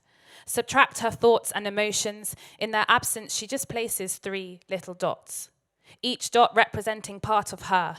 Each dot representing something she doesn't want you to see. Each dot seeming smaller to you, but massive to her. Her trauma. Dot. Dot. Her history. Dot. The unspoken parts of her identity. Dot. Her ellipsis eclipses her. All you see is 3 little dots, but there is so much more. Words unspoken because she deemed them as not important, but they are because they are relevant to her. The 3 little dots you'll no longer see because they only censor her. She thinks it's time to start living in parentheses. No longer afraid to digress. Unlike the 3 dots, a parentheses leaves nothing unsaid. Not dots, brackets instead. And yes, sometimes their content may seem not important, but it always remains relevant. Parentheses can capture so much. They hold the ability to amaze, amuse, and surprise and amplify. Additions to give more context, to add more meaning. Additions to allow us to understand a little more. Because she is more. I am more. So let's start adding parentheses. No unsaid. The main story is what you see, but she needs parentheses in order to explain her. We started with punctuation. A comma, a question mark, full stop. And her ellipses. Dot. Dot. Dot. But we aren't satisfied just yet. An exclamation mark is needed. So we exclaim to you, us, our stories, our individualities, and her story. The measure of a society is how it treats the stories that reside within it. And we exclaim to you, us, our stories, our individualities, and her stories. The measure of a society is how it treats the stories that reside within it. And we exclaim to you.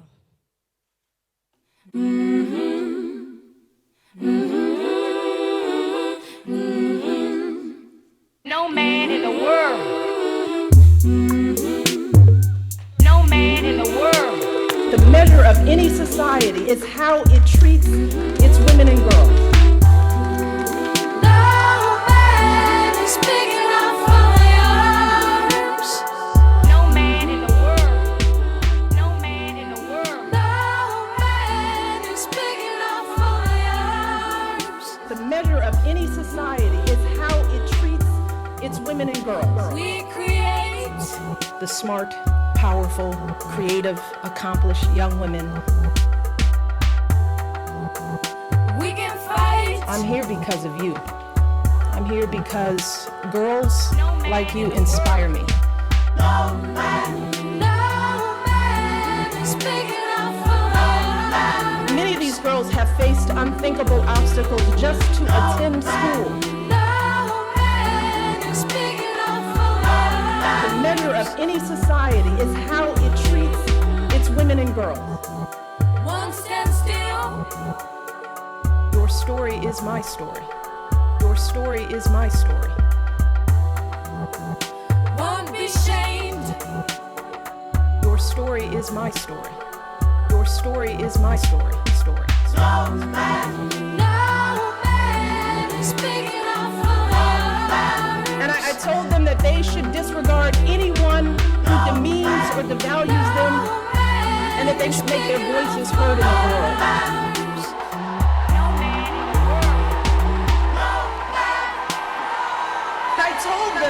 I told them that they deserve to be treated with dignity and respect. And I told them that they should disregard anyone who demeans or devalues them. They should make their voices heard in the world. Big enough for us. The measure of any society is how it treats its women and girls. The measure of any society is how it treats its women and girls. The measure of any society is how it treats its women and girls. The measure of any society is how it treats its women and girls. Its women and girls. Its women and girls. Its women and girls. Its women and girls. It's women and girls. It's women and girls. It's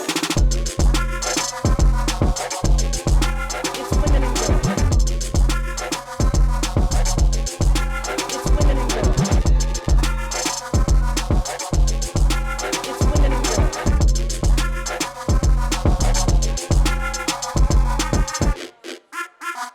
Headbanger.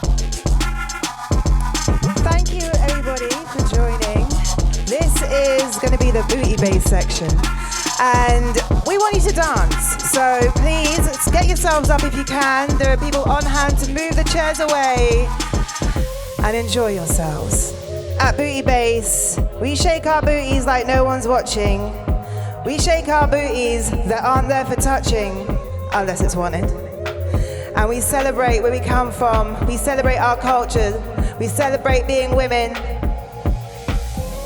And we celebrate being ourselves. If you're at home, stand up as well. Get a drink, get a candle on. Get booty.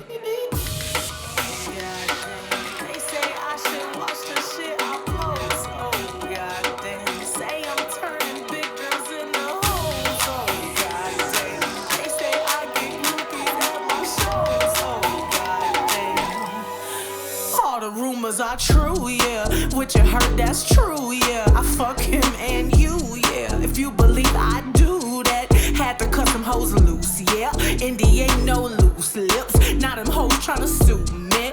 Bitch, I don't give two shits. All the rumors are true, yeah. I've been in the bamboo, yeah. Focused on this music. My ex nigga, he blew it. Last year I thought I would lose it. Reading shit on the internet. My smoothie cleanser, my diet. No, I ain't fucked Drake yet. Spending all your time trying to break a woman down. Real shit is going on, baby. Take a look around. If you thought that I was ratchet with my ass hanging out, just wait until the summer when they let me out the house, bitch.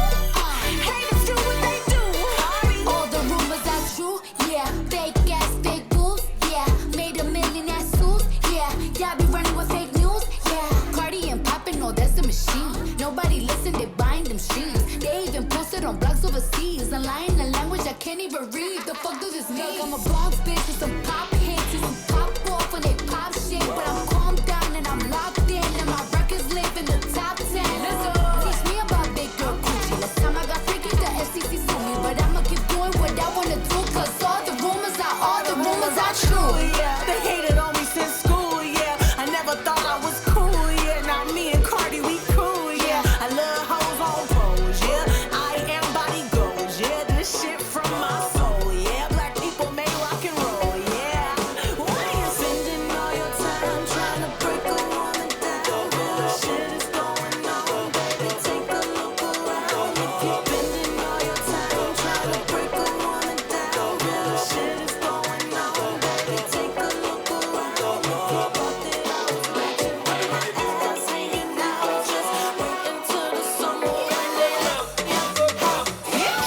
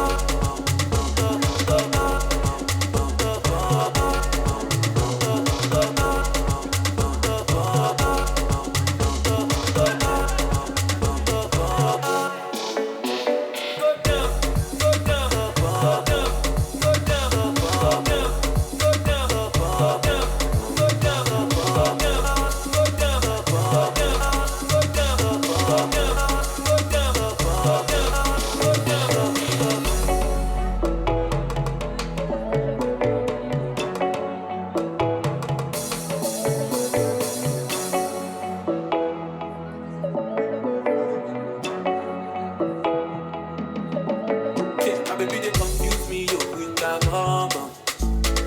But she get the guy where they send her money from London. She dey see me like a Johnny Duster. Yeah, my monkey they rock it, baboon he just the top. Now I go chop body washing, as long as you give me my passion. Baby, make you know they rush me. I beg you, make you treat me with caution. Leg over, my baby, give me leg over. Hangover, baby, she dey give me hangover. Leg over, oh no, make me leg over. Leg over.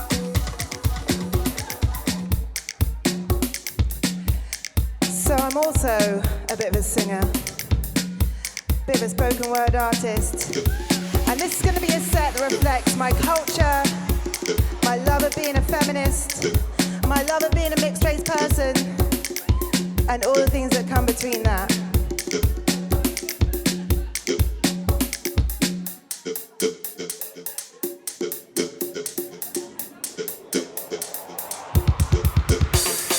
Blackbird falls out of the sky. Did we lie when a blackbird falls out of the sky? Did we lie?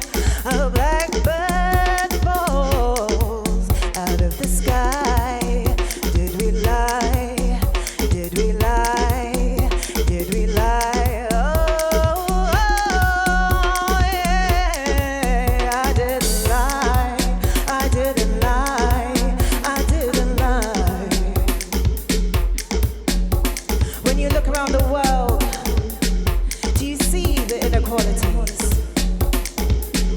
I'm labeled BAME to keep me boxed easily. We talk about equal opportunity, but when I walk through the door, there's no one representing me. So how did we get to this place? I should feel grateful, but I feel disgraced. How did they get away with this? A facade of multicultural looking down on brown British. You were happy to let fight for you. And what, am I mistaken? To be angered by how few steps we've taken. Tick the boxes that you need. Shake the hand of BAME to be that guy you want people to see as being colorblind. You think you're colorblind? Your ancestors speak Gaelic, Scottish, French, Dutch, German, Greek, bruv, you could be Dutch. But when you stop identifying with your identity, that's when you start focus on the differences that you see. And instead of celebrating our collective diversity, you start talking about benefit thieves and border security. But that's not the problem here, fam. Trust me. Can't keep a man down and call him lazy. Paint a picture in the world of who you want him to be and then relinquish all sense of responsibility, because in your world, you're safe. Such a boring conversation, race. Why can't we all just move on and accept our cards? Never mind conservatives, another word for God. This is the world that you live in. So sit down, shut up, and be grateful. Be grateful. Be grateful. Be grateful. Be grateful.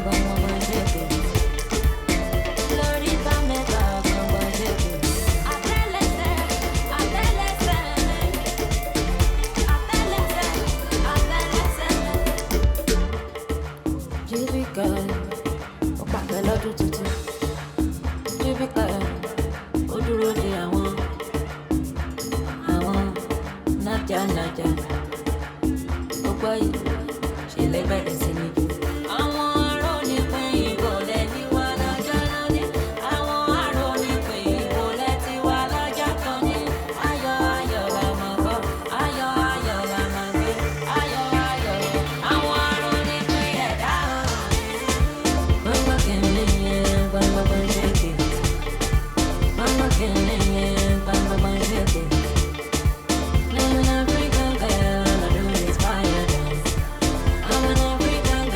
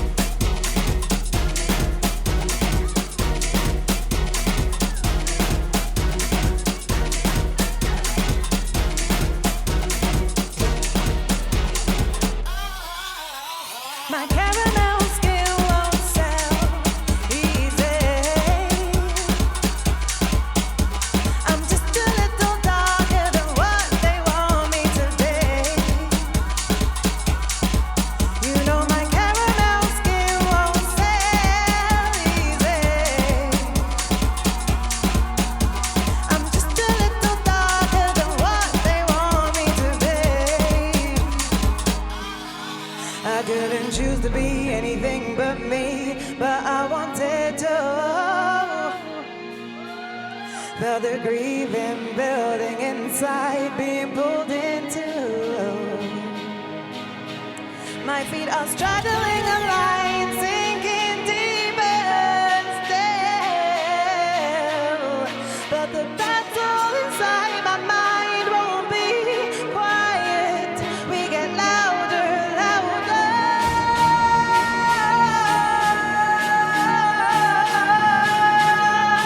Brown girls get louder.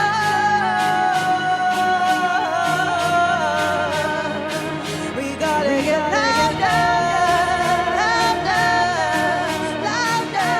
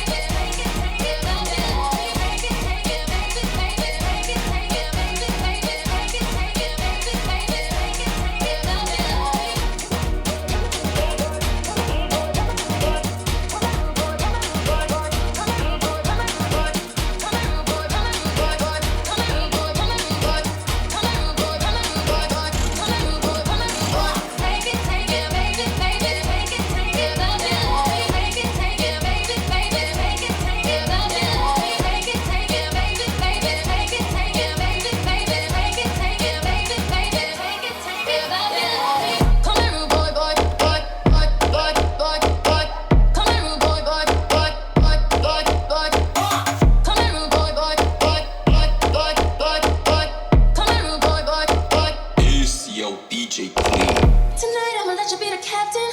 Tonight I'ma let you do your thing, yeah. Tonight I'ma let you be a rider. Giddy up, giddy up, giddy up, babe. Tonight I'ma let it be fire. Tonight I'ma let you take me higher. Tonight, baby, we could get it on, yeah. We could get it on, yeah. Do you like it, boy? Want, what you want, Give it to me, baby, like boom, boom, boom. What I want is what you want, Come here, rude boy, come here, rude boy, boy. Come here, rude boy, come here, rude boy. Come here, rude boy, come here, rude boy, boy. Come here, rude boy, come here, rude boy. Come here, rude boy, come here, rude boy, boy. Come here, rude boy, come here, rude boy. Come here, rude boy, come here, rude boy, boy. Come here, rude boy, come here, rude boy.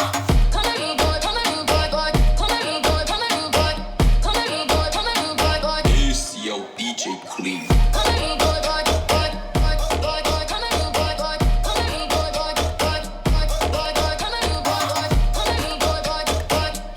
Come here, rude boy, boy. Come here, rude boy, boy, boy, boy, boy, boy. Come here, rude boy, boy, boy, boy, boy, boy, boy.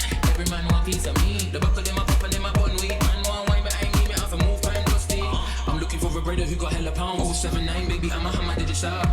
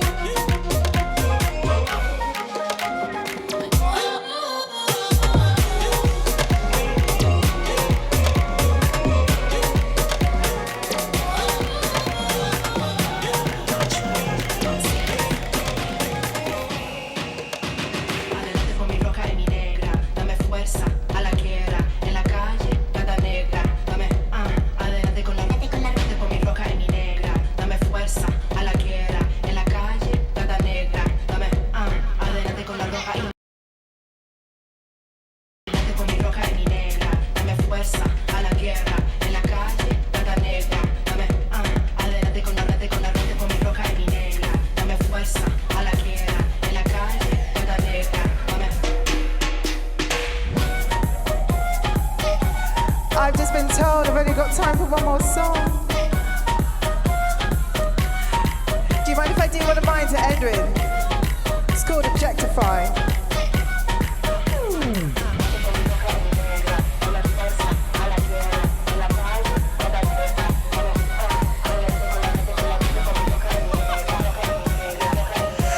Lies, I have half an hour left.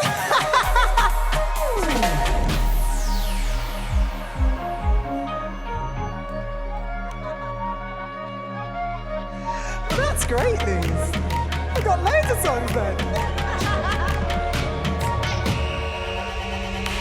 Con mi roja y mi negra, dame fuerza a la tierra, en la calle la negra, dame adelante con la con mi roja y mi negra, dame fuerza, tierra, en la calle la negra, dame adelante con mi roja y mi negra, dame fuerza a la tierra, en la calle la negra, dame adelante con mi roja y mi negra, dame fuerza a la tierra, en la calle la negra, dame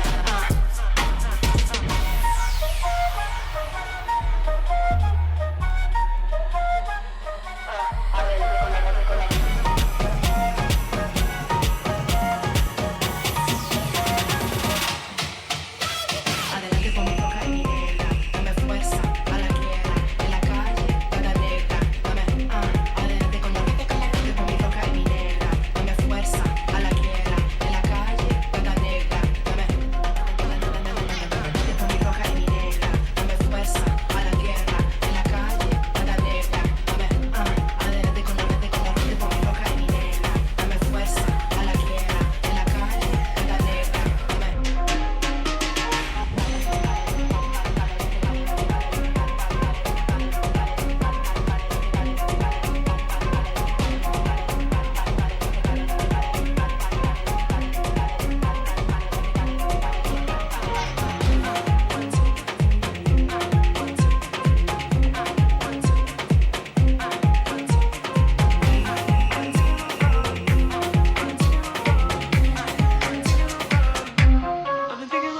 Too busy judging while we pull each other down.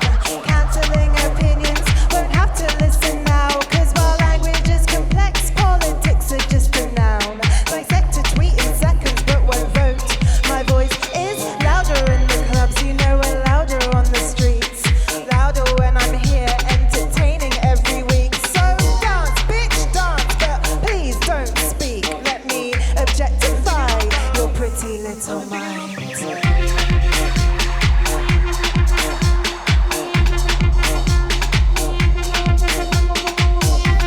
Objectify my pretty little mind. Why are you frowning at me now? Made yourself ugly. I said I was a feminist, so why you gotta come for me? Always talking about intersectionality, but you're dancing provocatively. Half dressed like heavenly is waiting in between my legs. Did you not hear us? Cause I know we said don't snatch at my gendered gap. Objectify my pretty little mind. Objectify my pretty little mind. Why? Objectify my pretty little mind. I say, why be classy when we can be nasty? Why be flirty when we can be dirty? Why be policed? Yeah, I hope you love you like I love me. Why be classy? I wanna be nasty. Why be flirty? I gotta be dirty. Why be policed? Yeah, I hope you love you. Pouring on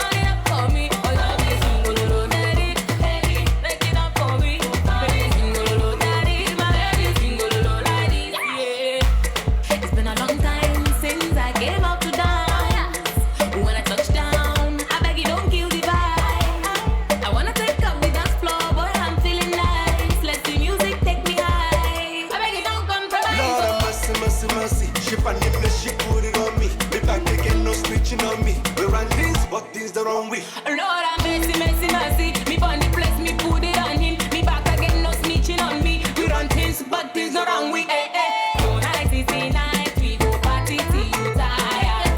Night is the night, we go party on fire.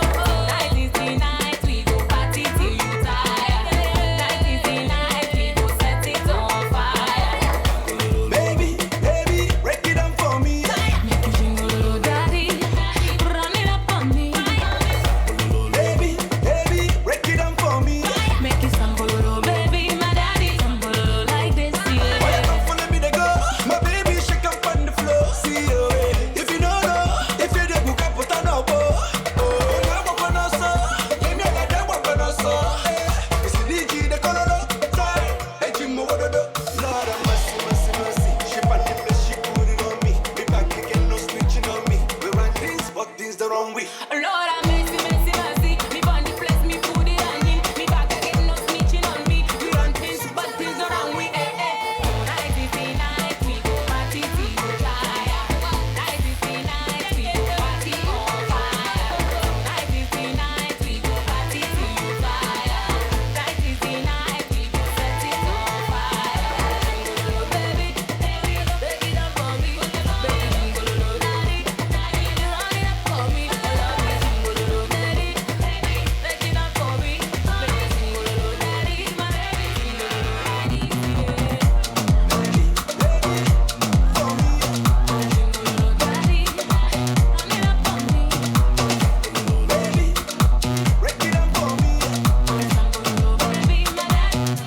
Like this, yeah.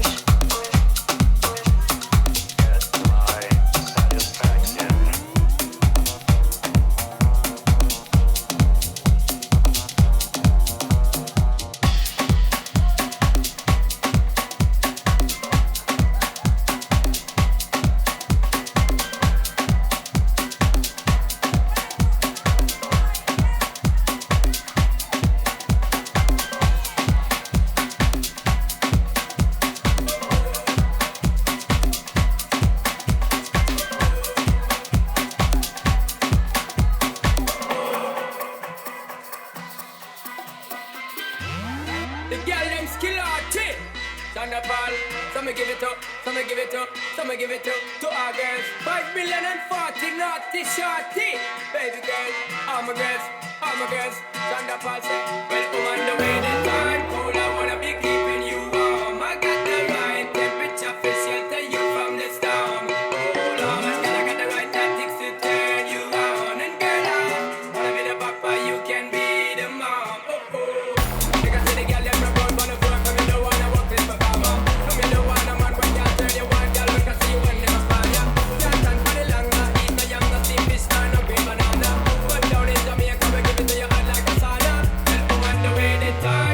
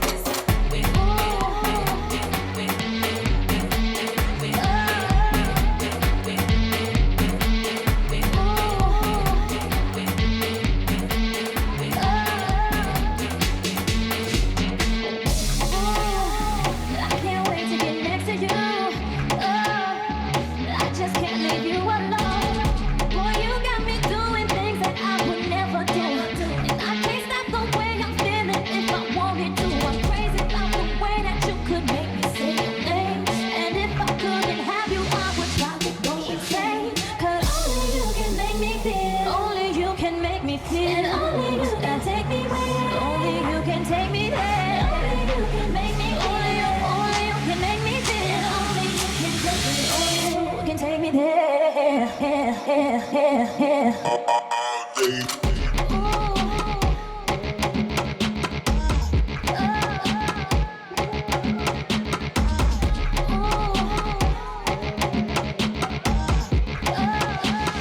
Keep you to myself.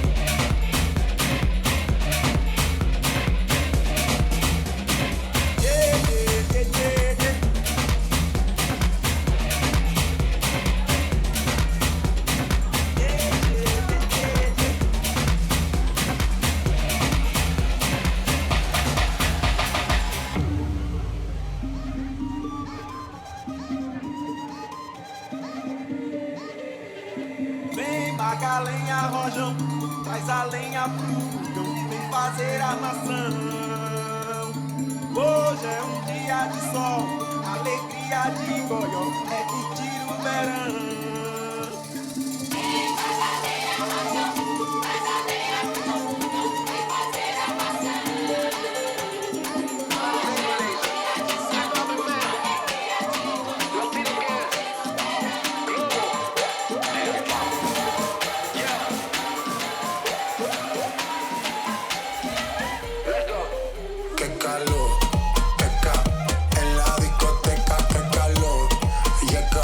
Para la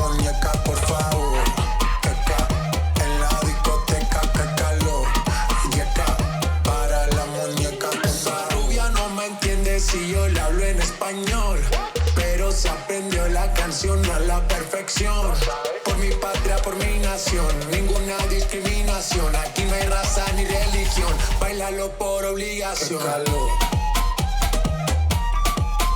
Qué calor. Qué calor.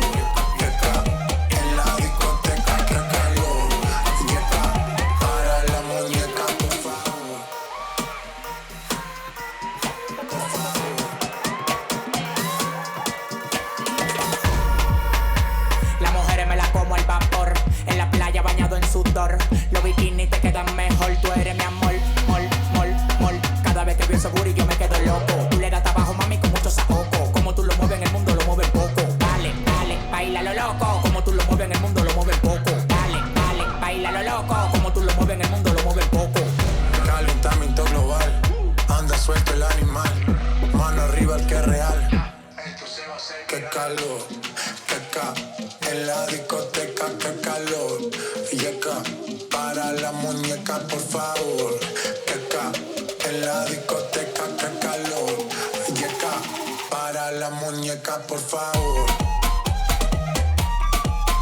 Qué calor. Qué calor. Yeca, en la discoteca, qué calor. Yeca, para la muñeca, por favor. You can fuck with me if you wanted to. These expensive, these is red bottoms, these is bloody shoes. I can get them both, I don't wanna choose. And I'm quick, cut a nigga off, so don't get comfortable. Look, I don't think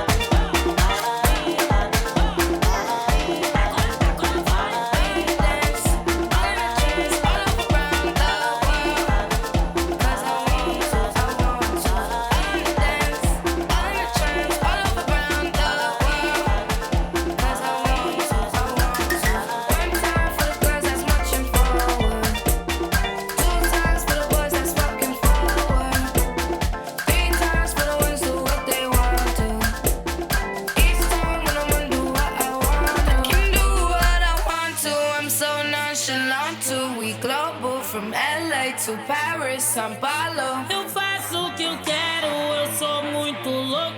Tô no mundo inteiro, São Paulo pro todo. You're perfect. Now work it. You're perfect. All around the world. You're perfect. Now work it. You're perfect. All around the world. This is just to remind us all that we're perfect. We are all perfect, no matter our shapes, our sizes, our pronouns. We are perfect all around the world. And we've got time for one more song after this. And I'm going to introduce you to something called trance hall, which is dance hall, but trance. And it's as amazing as it sounds. I've been Nio, Booty Bass. Come find us in Bristol, or we'll come down here. Thank you, Herstory, for having me. And I'll see you another time soon. I've been running down for. I can do what I want to. I'm so nonchalant too. We global from LA to Paris, São Paulo. Eu faço o que eu quero, eu sou muito louco. Tô no mundo inteiro, São Paulo pro todo. You're perfect.